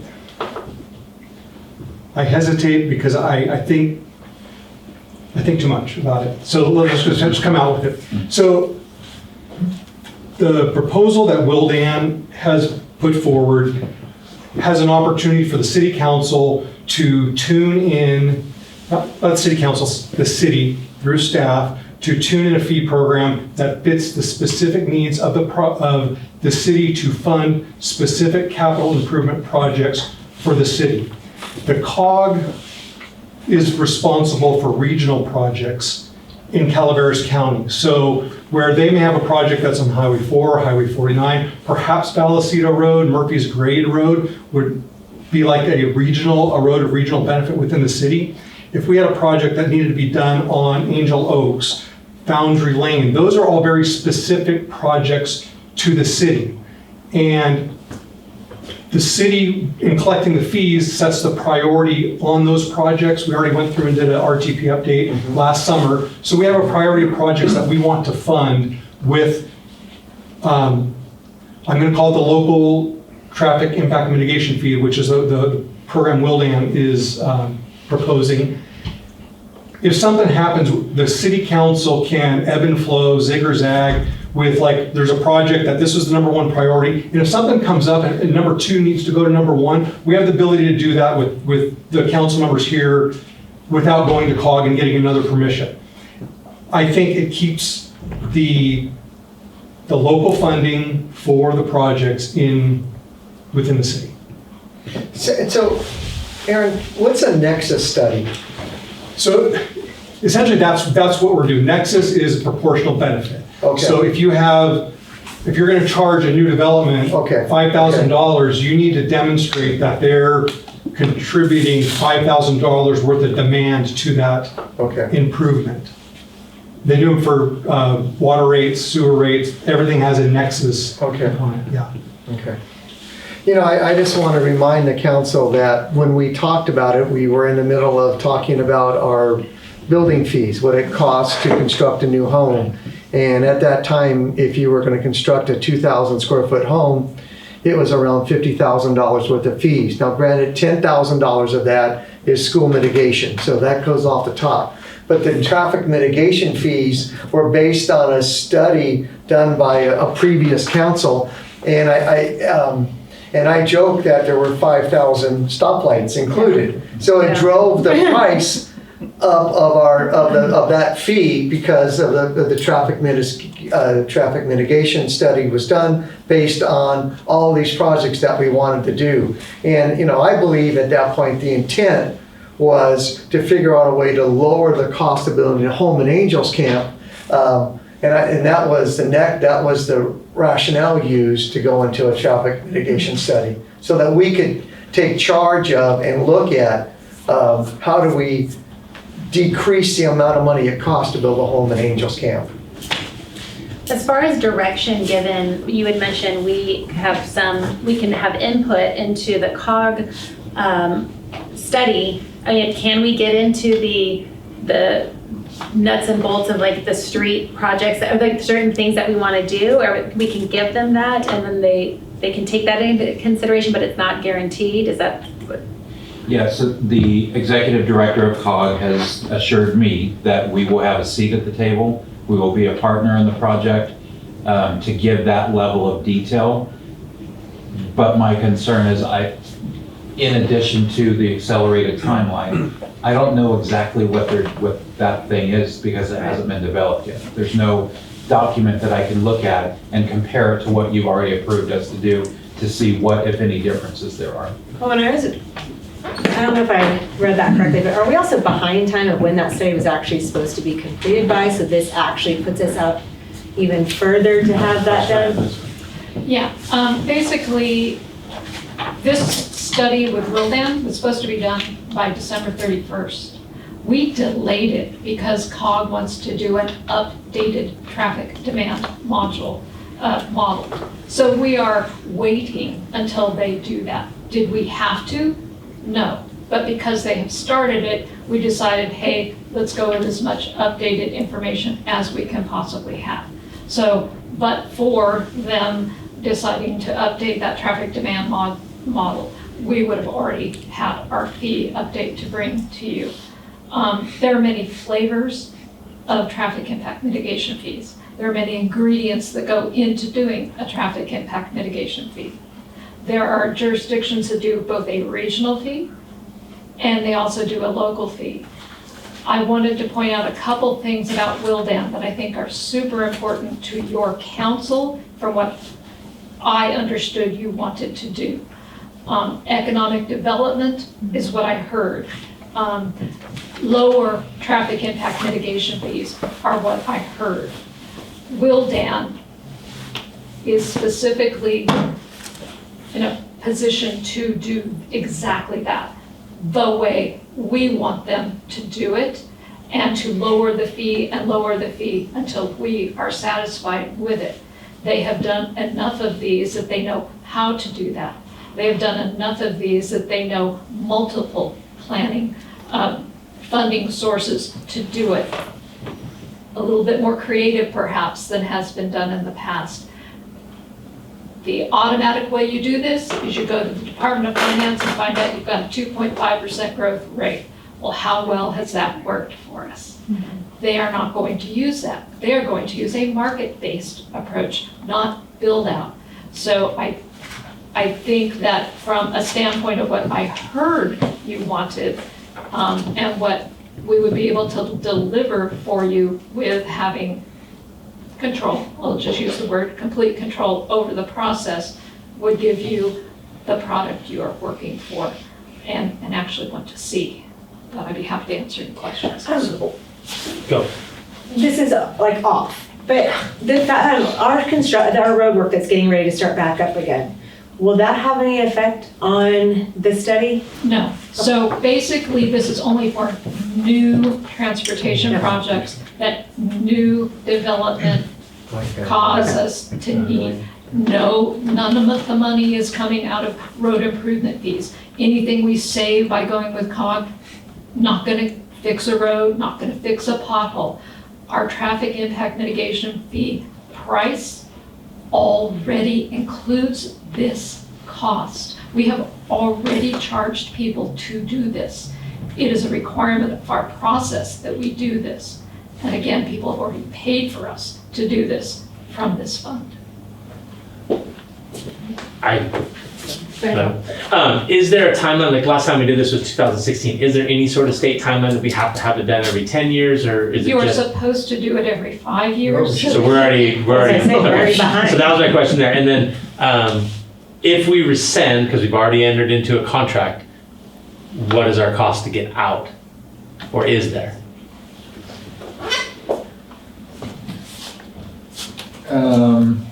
That is a good question. Okay.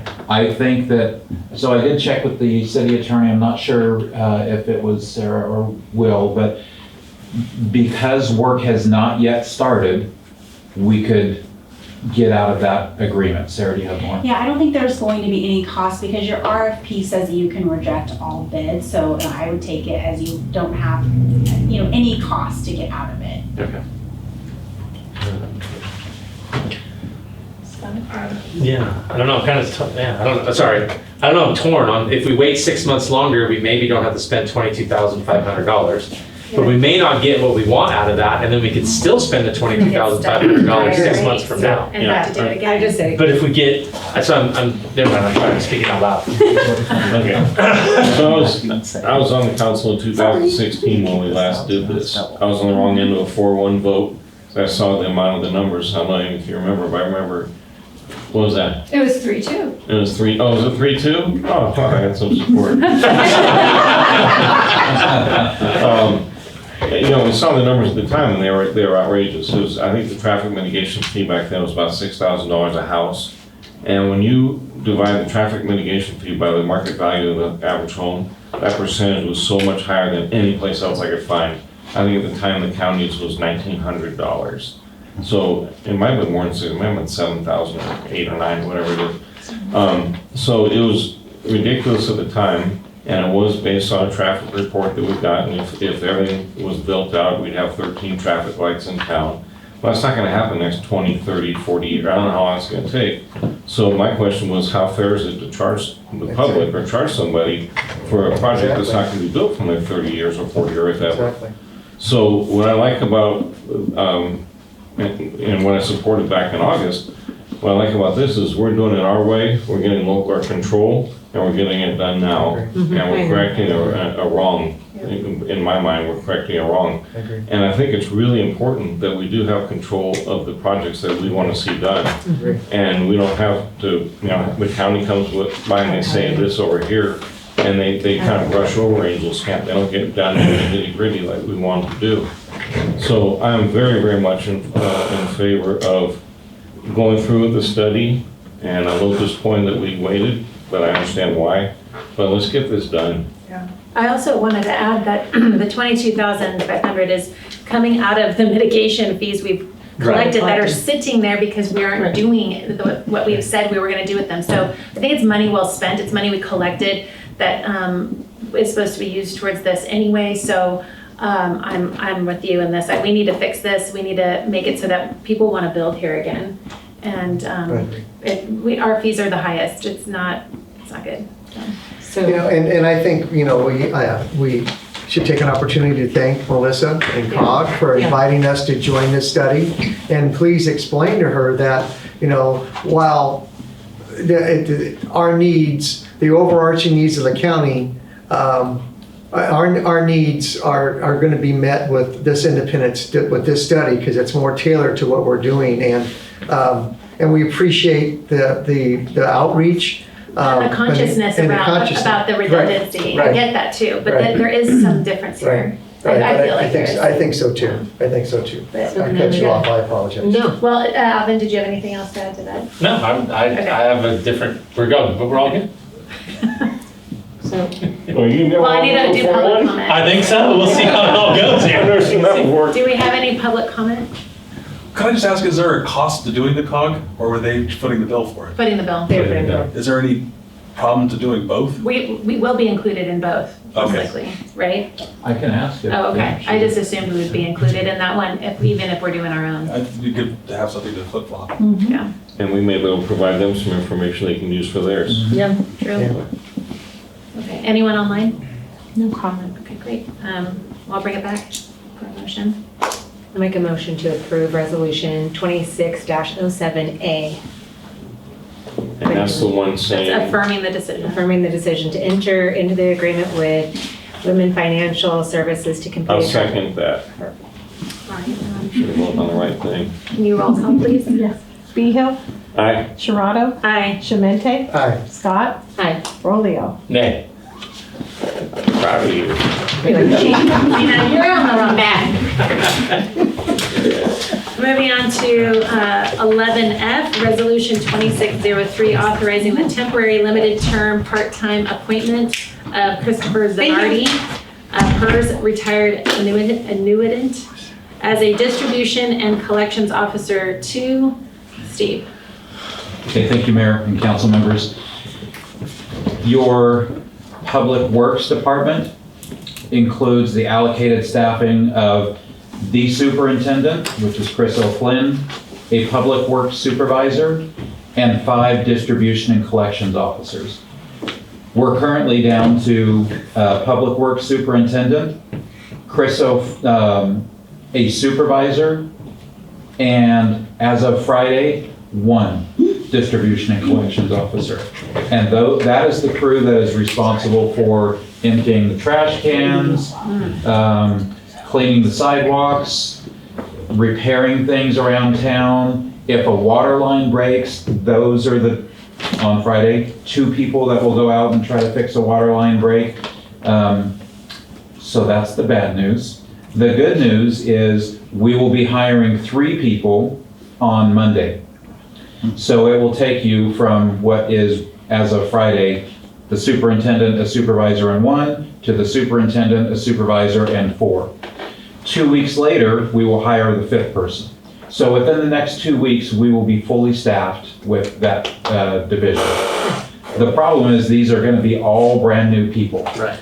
So at the request of council's made the offer to your department directors multiple times, if you need help, ask. So Chris O'Flynn, your superintendent, came to me and said, hey, I'm going to be responsible for training 4 brand new people that have no experience in this work. I know of somebody who is retired from CCWD, and if you're willing to bring him on part-time for a few months to help me train this person, I can get these guys up and running much more quickly. So the request for you tonight is to approve the temporary limited hire of a CCWD retired PERS annuitant to assist with the training of what will be these 4 new people, and just help with the day-to-day things to get these 4 new employees up to speed. Be happy to answer any questions you have. I'm sorry, just a couple more things. This, as per the PERS rules, this person would be requesting that you authorize him at step 5 of the position, which is $29.61 per hour. The PERS rules require that hiring a PERS retired annuitant for limited term work has to be within the established range. It can't be less than nor more than the established range. This, because of his experience, he has years and years and years of this type of experience. I'm recommending that we bring him in at step 5. And his start date would be in about 2 weeks. Happy to answer questions. Now, I understand bringing him in step 5 is a higher step, but we're not paying any benefits, retirement contributions, or anything like that, so Huge savings. it's. Yeah. That is great. Straight hourly rate with no additional benefits. Any other discussion? Any public comment? Anyone online? No comment. I make a motion to approve resolution 2603. Second. How come you didn't have to read it? Roll call, please. Behill, Before you ask for public comment, I mean, okay, aye. Sharado, Aye. Shemente, Aye. Scott, Aye. Rolio. Aye. Moving on to 11G, Resolution 2604, authorizing the temporary limited term appointment of Joel Bramas, PERS retired annuitant, as the interim chief of police. Steve. Okay, thank you, Mayor. Just a little bit of background. Your former chief of police, Scott Ellis, retired as of December 27th of 2025. Between his retirement on December 27th until now, I have appointed an existing police sergeant within the department to serve as the interim chief of police. And my preference in these types of situations is if there's an internal candidate that can do the job, my preference is to have that person do the job. And the person that I've appointed certainly can do the job. My issue is that because of the current staffing levels in the police department and what I am projecting the staffing levels to be in the immediate future, I'm not comfortable with having an internal interim chief of police. I think bringing in external, somebody that is a police manager with some experience, that is retired and capable and willing to do the job, will free up this one sergeant who's currently serving as your interim to do some things that are absolutely necessary in the department, like responding to police calls and handling police reports and doing the things that police officers need to do. So again, my preference is to have an internal person do the job. And if the situation were different, I would continue with that internal person as the interim chief. But again, because of the current staffing levels and what I'm projecting staffing levels to be in the next couple of months, I am recommending that you appoint, you give me the authority to enter into an agreement with Joel Bromus as your interim chief of police as we actively recruit for your next permanent chief. Any questions? Nope. Any public comment? I'll make a motion to approve Resolution 2604, authorizing the temporary limited term appointment of Joel Bromus, period retired annuity, as an interim chief of police. I'll second. Roll call, please. How's that? Miho, Aye. Sharada, Aye. Shemente, Aye. Scott, Aye. Brolio. Aye. Item 11H, Resolution 2606, modifying the chief of police job description. Steve. Okay, thank you, Mayor. The last item on the agenda for me tonight is a request to consider a recommendation to modify the existing job description for your chief of police. The action that you just approved, having Joel Bromus, a retired PERS annuitant, serve as your interim, requires that the city is actively searching for your next permanent chief of police. Before I make that posting available to the public, there's a little tweak that I would like to make.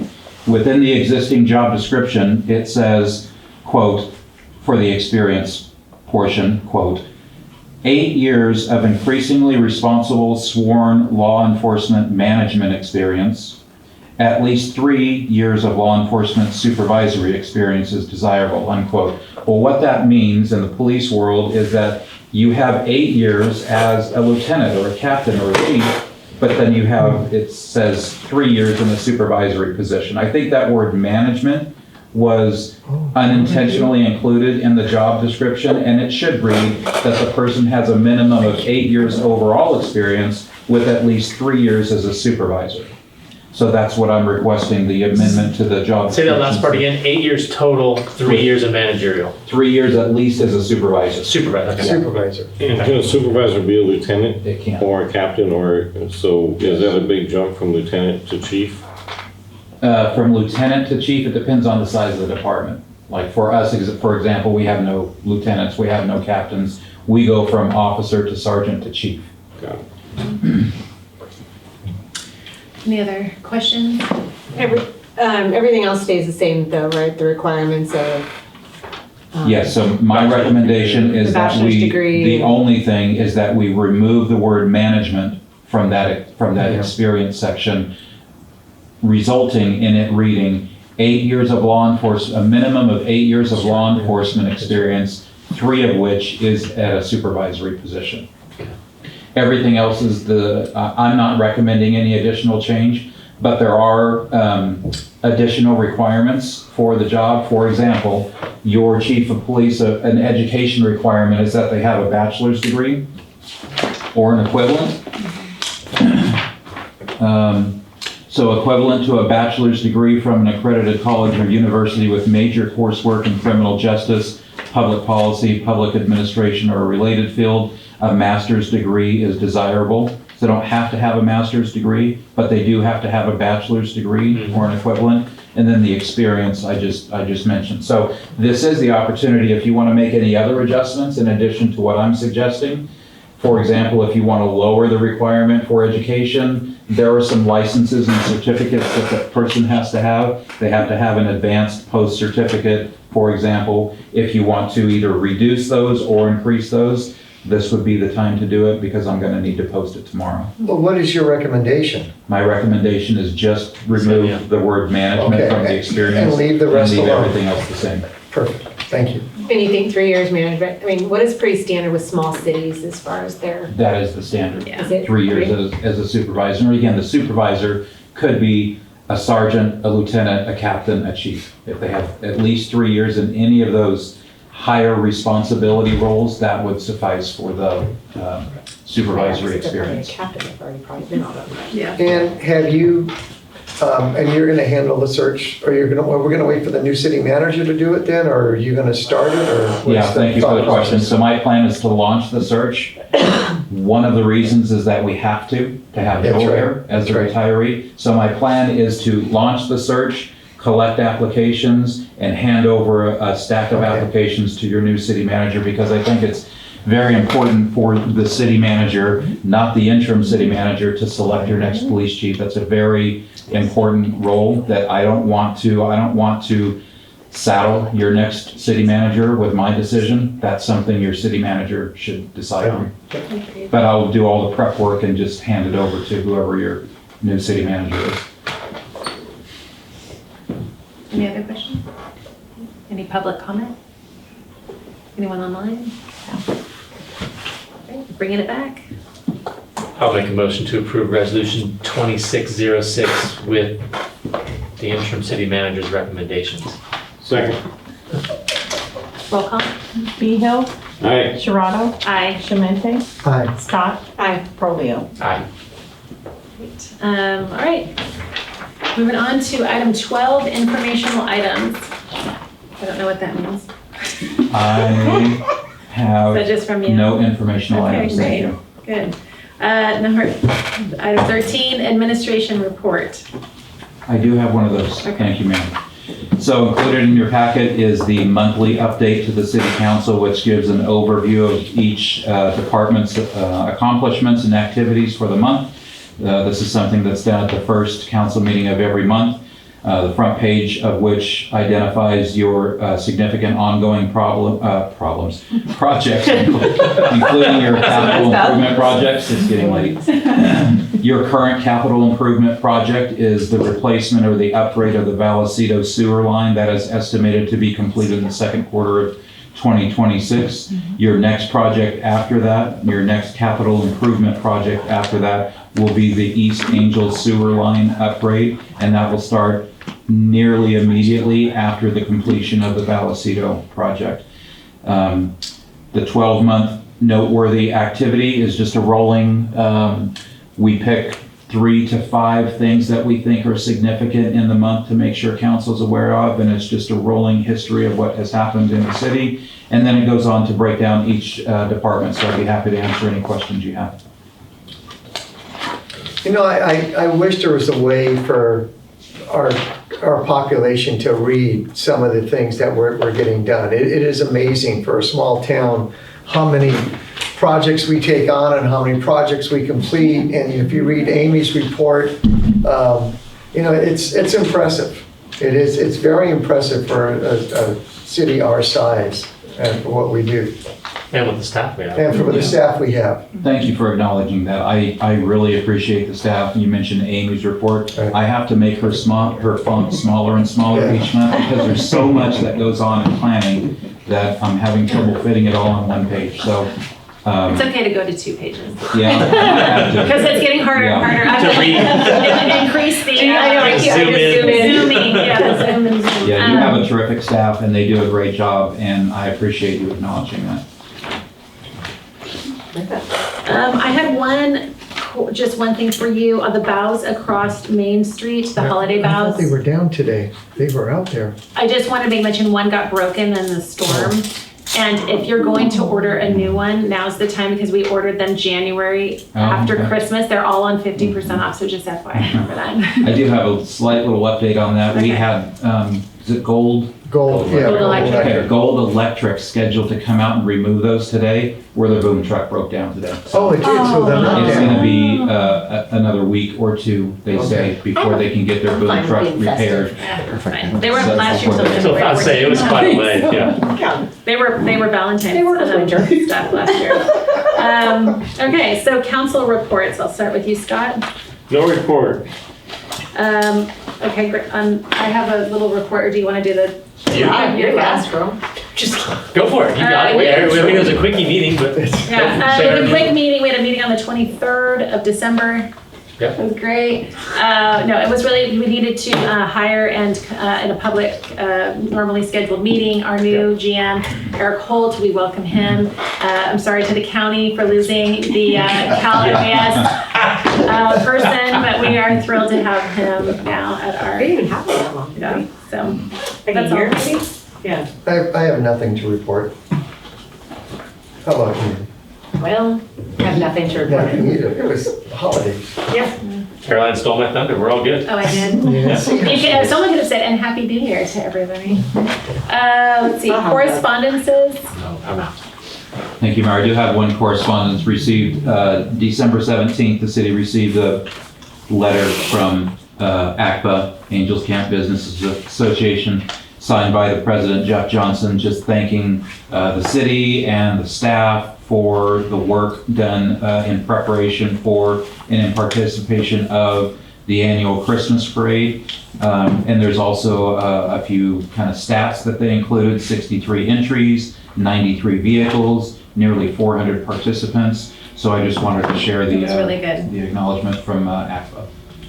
Thank you. So calendar. What do you have for us, Michelle? January and February calendar, and I think CPPA is on the third Wednesday, so I will make that It's on the change. 21st. And it's quarterly, so I also have it on February, which there isn't a meeting in February. I have down upcoming, a planning committee was canceled for this month. So February will be the next meeting tentatively. And then we have a holiday on the 19th and our next city council meeting on the 20th, and then League of Cities conference. We have 2 members going to that. So By any chance, can you see if I could get into that? yeah, we can just. If it's possible. If it's past registration or whatever, that's fine, but it is.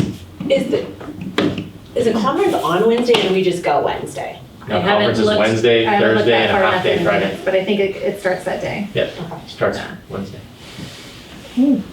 And then moving on to February, we also have a holiday on the 16th. We have our city council meetings on the 3rd and the 17th. We'll take off CPPA. We have COG on the 4th. And I don't, CSET, I'm not sure. I had looked, I think, on their website, but do they meet monthly, or you said you haven't? I think It's quarterly, but quarterly. they did send me an email that they wanted to get together, so maybe I'll find out a little bit more of how that's gonna. Yeah. Yeah. The cadence of. So COG's the first Wednesday of the month. Yes, it's right after our meeting. Okay. All right, any more on calendar? No. And then future agenda items. I had one question for maybe in a future agenda item, is to see if there's any way we can get like a number that would ring to our cell phones for, because I have people now asking a lot of times for my number, like when you talk, and I feel really funny giving out my personal number. I don't know if they have something where if we gave them our number, it would just ring to our. It's called Cloaked. Can we, that's something that we can maybe think about talking about in the future, of just. Yeah, they You can can give out, they assign a phone number and it just kind of comes to your number. There's the service out there that has that. There is, or at least through Caltel, and I think you can. It's like they could have a city number, like she could be 736-2345, and it'll forward to her cell phone, but that's the number she gives out as a city. Oh, yeah, okay, I understood. I just didn't understand Yeah. at first. Right, Yeah. she would give out, she It's wouldn't be just a giving out a forwarded personal, she'd be number. giving out that number would be specific to just Kara.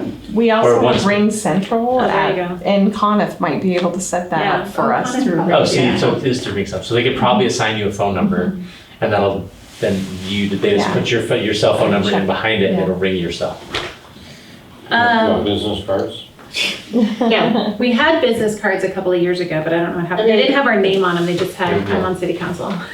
Yeah. I still have my stack, Scott. I'll give you a couple of my blank ones. Right, were they blank? They're blank. They're blank. Yeah, I'll give you a couple. The other thing I wanted to talk about just is goal setting, if we had any things that we wanted to talk about for the new year, or strategic planning, touch base, kind of look and see where we are at with the strategic plan, where we still need to go with the strategic plan, because I know we've left off and we haven't picked up on it in a while. Right. Right? It's been a while. So I'd like to put that on Steve, and the CIP mid-year update, and then a financial update. that's gonna come in March? February. Oh, Okay, next great. month, okay. And then just to remind Chris that, we need to do pre-immersion spraying at the park. And that, and then just kind of an update, this is my new big thing, the PG&E and streetlights. Oh, yeah. Downtown, it's Oh. bad during the parade. Yeah. They kept going And out. you might have an update, Steve. I do have a little update. So our supervisor in our public works department, which again Friday will be a department of 2, but we're gonna fix it. We're gonna come back to full staffing. He's been coming out at night after he's done with work, and we pay him for it, pay him overtime, to basically drive around the city and identify streetlights that are out, primarily in the downtown area, but now he's branching out into the neighborhoods of the entire city. He has completed his list of the downtown streets with the pole numbers of the lights that are out, and he's given that to PG&E, and PG&E said they either have or will fix those lights downtown, because that's their responsibility to fix it. So we've done that work, given that information to PG&E. Now we're going to the rest of the neighborhoods around the city and identifying those lights, because we'll be responsible for replacing those. So when they, this is a housekeeping question, but when they replace the bulb, do they clean the fixture too? The glass fixture, I wonder? All the dead bugs. Yeah, with all the dead bugs in them. I mean, Yeah. but it is amazing how many are out. It is. Yes. Yeah. It's a lot. It is amazing. Thank But it's you. a safety issue. I mean, It it's, is. it's It is. it's economic development, it's safety, there's a whole lot into that, so. Okay, any other future agenda items? Well, I'll piggyback off of that. In behind Cruise that lighting in there is pretty funky, and up on the parking lot in Raspberry. I did, and well, when we go, because there will be vendors there, and I guarantee you there will be, there's some remote battery packed lights for like $3,000, and they're just, it's solar. And either way, they look pretty awesome, so that we could look into that. But I'll bring some information if I go to League of Cities. They had that last year, and I'll grab, or a couple years ago I went. But they are cheap, economical, and you just pour a little footing and bolt it down. No power needed. They're a solar thing. They're pretty awesome. What were the 2 places you mentioned? Behind Cruise Coast, I don't know what that little parking lot back there is. Oh, a parking lot. Okay. Yeah, the parking lot. That We sucker's don't own- dark. But we don't own that parking lot. That's the high school parking lot. Well, but that's also, but, I just thought that, I'm like, why does my heart have a? no, we don't own that parking lot. I thought we owned a portion of that parking lot. I think Sue Berry, isn't it Sue Berry? Oh, is it? I thought we owned a portion. Either way. And then Raspberry, I know that's a whole funky who owns what parking spots up there too. It's scary So- up there at night. Yes. So either way, I'll bring you some information on those. But I have a couple things. Yeah. If you're ready. Yes, we are. So could we get an update on the Foundry Lane and where we're going and what's that's looking like that development in there? I know the space needs, I assume we'll probably wait till new administrator gets here, or just an update on that, on what you think, Steve. The parks. I know the kitchen at Utica needs some loving, I think, on like a paint job. The paint's chipping The up. paint's chipping off, and Gateway Park still too. Even if we could just do a drive-by and give like, hey, this is what's needed, and maybe a cost, even if we hire a landscaper for right now. I just want to get ahead of the parks is all. It's Gateway's on the way through Angel Oaks into Greenhorn. It's on the left-hand side there. The bathroom, the light fixture is broken. The paint is horrible. I was told the light fixture was broken because people were smoking meth off the bulbs or something. Oh So my put in an LED God. bulb, they'll have a hard time with that. I mean, come on. just if somebody could get, and I know we're shorthanded right now, or we're gonna be shorthanded when you say Friday. So either way, we're gonna be super shorthanded. I just want to keep it on radar that before springtime, and like Mike was saying about getting sprayed, I want to just keep up on these projects and not let them go too far away. And then the only other thing I have is just checking. I think we're going from a 16-inch up here to a 12-inch on the sewer line, and just want to check. I'm sure it's engineered and done. It is. I've always, this is my own weird wonky head, is you always go from a smaller size to a bigger size as it goes, not reversed. And I'm sure it's engineered for it, so I just want to check and make sure we're not shooting ourselves in the foot for any sort of development or anything down the road by downsizing, because when the ground's open, it's the cheapest time to put it in. So that's all. Okay. Thank you to Mayor Sherrato for asking the same question so that I'm prepared for this question right now. Look at you go. So on the Booster Way project, we actually upsized from a 15-inch to a 16-inch. And the reason that a pipe size is chosen is dependent upon three things. It's primarily the slope. So a pipe is the size, the slope, and the smoothness of the inside of the pipe. So just the short version is we upsized Booster from 15-inch to 16-inch. 14 to 16.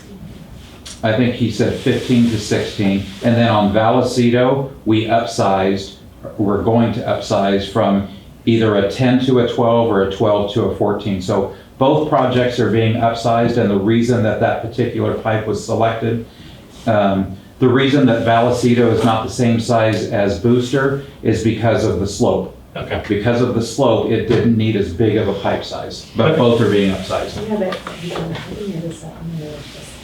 And then maybe just an update on the LLD and where we are. Yeah. So Steve and I worked on revising a resolution, and I sent it to the attorney for the RMA to look at it because he said he would be willing to do that. I will keep bothering him weekly until I hear back from him, but he did get back to me the last time I spoke with him. We tried to make it really clear that the tasks were things that if the LLD commission didn't do them, city staff would do them. So we're hoping that helps. But we'll take his direction, and if we need to modify it more. The other thing I wanted to just clarify for everybody is that the memorandum of coverage with the RMA is for things like torts, personal injury, property damage, personal injury. So something like a Prop 218 rate setting, which there was a lawsuit several years ago. I'm sure some of you were familiar with that lawsuit. That is not something that would be covered by the memorandum of coverage because it's not a tort. It is an intentional act that the city council took. It's excluded from coverage for insurance. So most likely there will be some sort of coverage because these folks are acting as volunteers. The whole goal is to have RMA say that. The issue really, and I did speak to the attorney on the phone, he said he'd never been asked this question before because normally he's asked a question about a specific claim or a specific lawsuit. So he's sort of, hypothetically, like, would they be covered? So we're trying to make it very clear, or we're just asking, like, if there was a claim for property damage, for personal injury caused by these folks acting within the course and scope of their commission duties, would they be covered? So hopefully we'll get an answer. But as soon as we hear more from him, we'll either be bringing it back to you for consideration of revising that resolution, or we will be making like additional changes and get it back to you. Thank you. Do you have any questions about that? No? No, thank you. Any other items? Anyone from the public? Future agenda item? Oh, future agenda item? Sorry. Yes, actually, I'll just call this a future agenda item. What Mr. Chimenti said earlier about I wish our community could see, or the reports that are given. Why can't they? Can we actually, I hate to create more work, but those reports that are included in the agenda packet, could just that section be posted on the city's Facebook page? Just as an FYI to the community, this is what's happened this month, I think the agendas are posted, correct? but not the whole Not the whole packet. But she's packet, just saying the just agenda. the. Just that part, because I agree with you. Yeah. I think a lot of people don't understand, so Packet's I don't not know. posted? The packet's not posted, it's just the agenda with the link to the Later. packet. Yeah. The links, okay, so. Yeah, but the pictures you see is just of the agenda on there. Yeah, Got it. okay. And that's on, we're talking about social media. You could probably just, yeah, Yeah, that's a. we can figure something. I mean, to me, that's the easiest thing to do. Well, that's what I had said when I first started too, it'd be nice to have all that stuff on our page, like any upcoming events going on, and Yeah. yeah, I think it's a good idea. The new city administrator, we can task that. Anyone online? Any questions? Okay. Well, before we adjourn, I just wanted to give a big thank you to Mike Chimente for being our mayor this last year, Thank you. leading us, and it's been a pleasure Well, thank you. having you do that, and thank you for the encouragement and nominating me and trusting me to be your next leader. So we'll see. Anyway, Yes, thank you, Mayor. Thank you. all right, so do we have a motion to adjourn? So, Do we do that? I make a motion? I'll second. Roll call? Behill. Aye. So excited, I want to be Aye. Chimente, Scott, Brolio. Aye. Because we don't do it for you. Aye, but you don't even know what you aye to. I didn't know my name. I know, we don't do it for you again.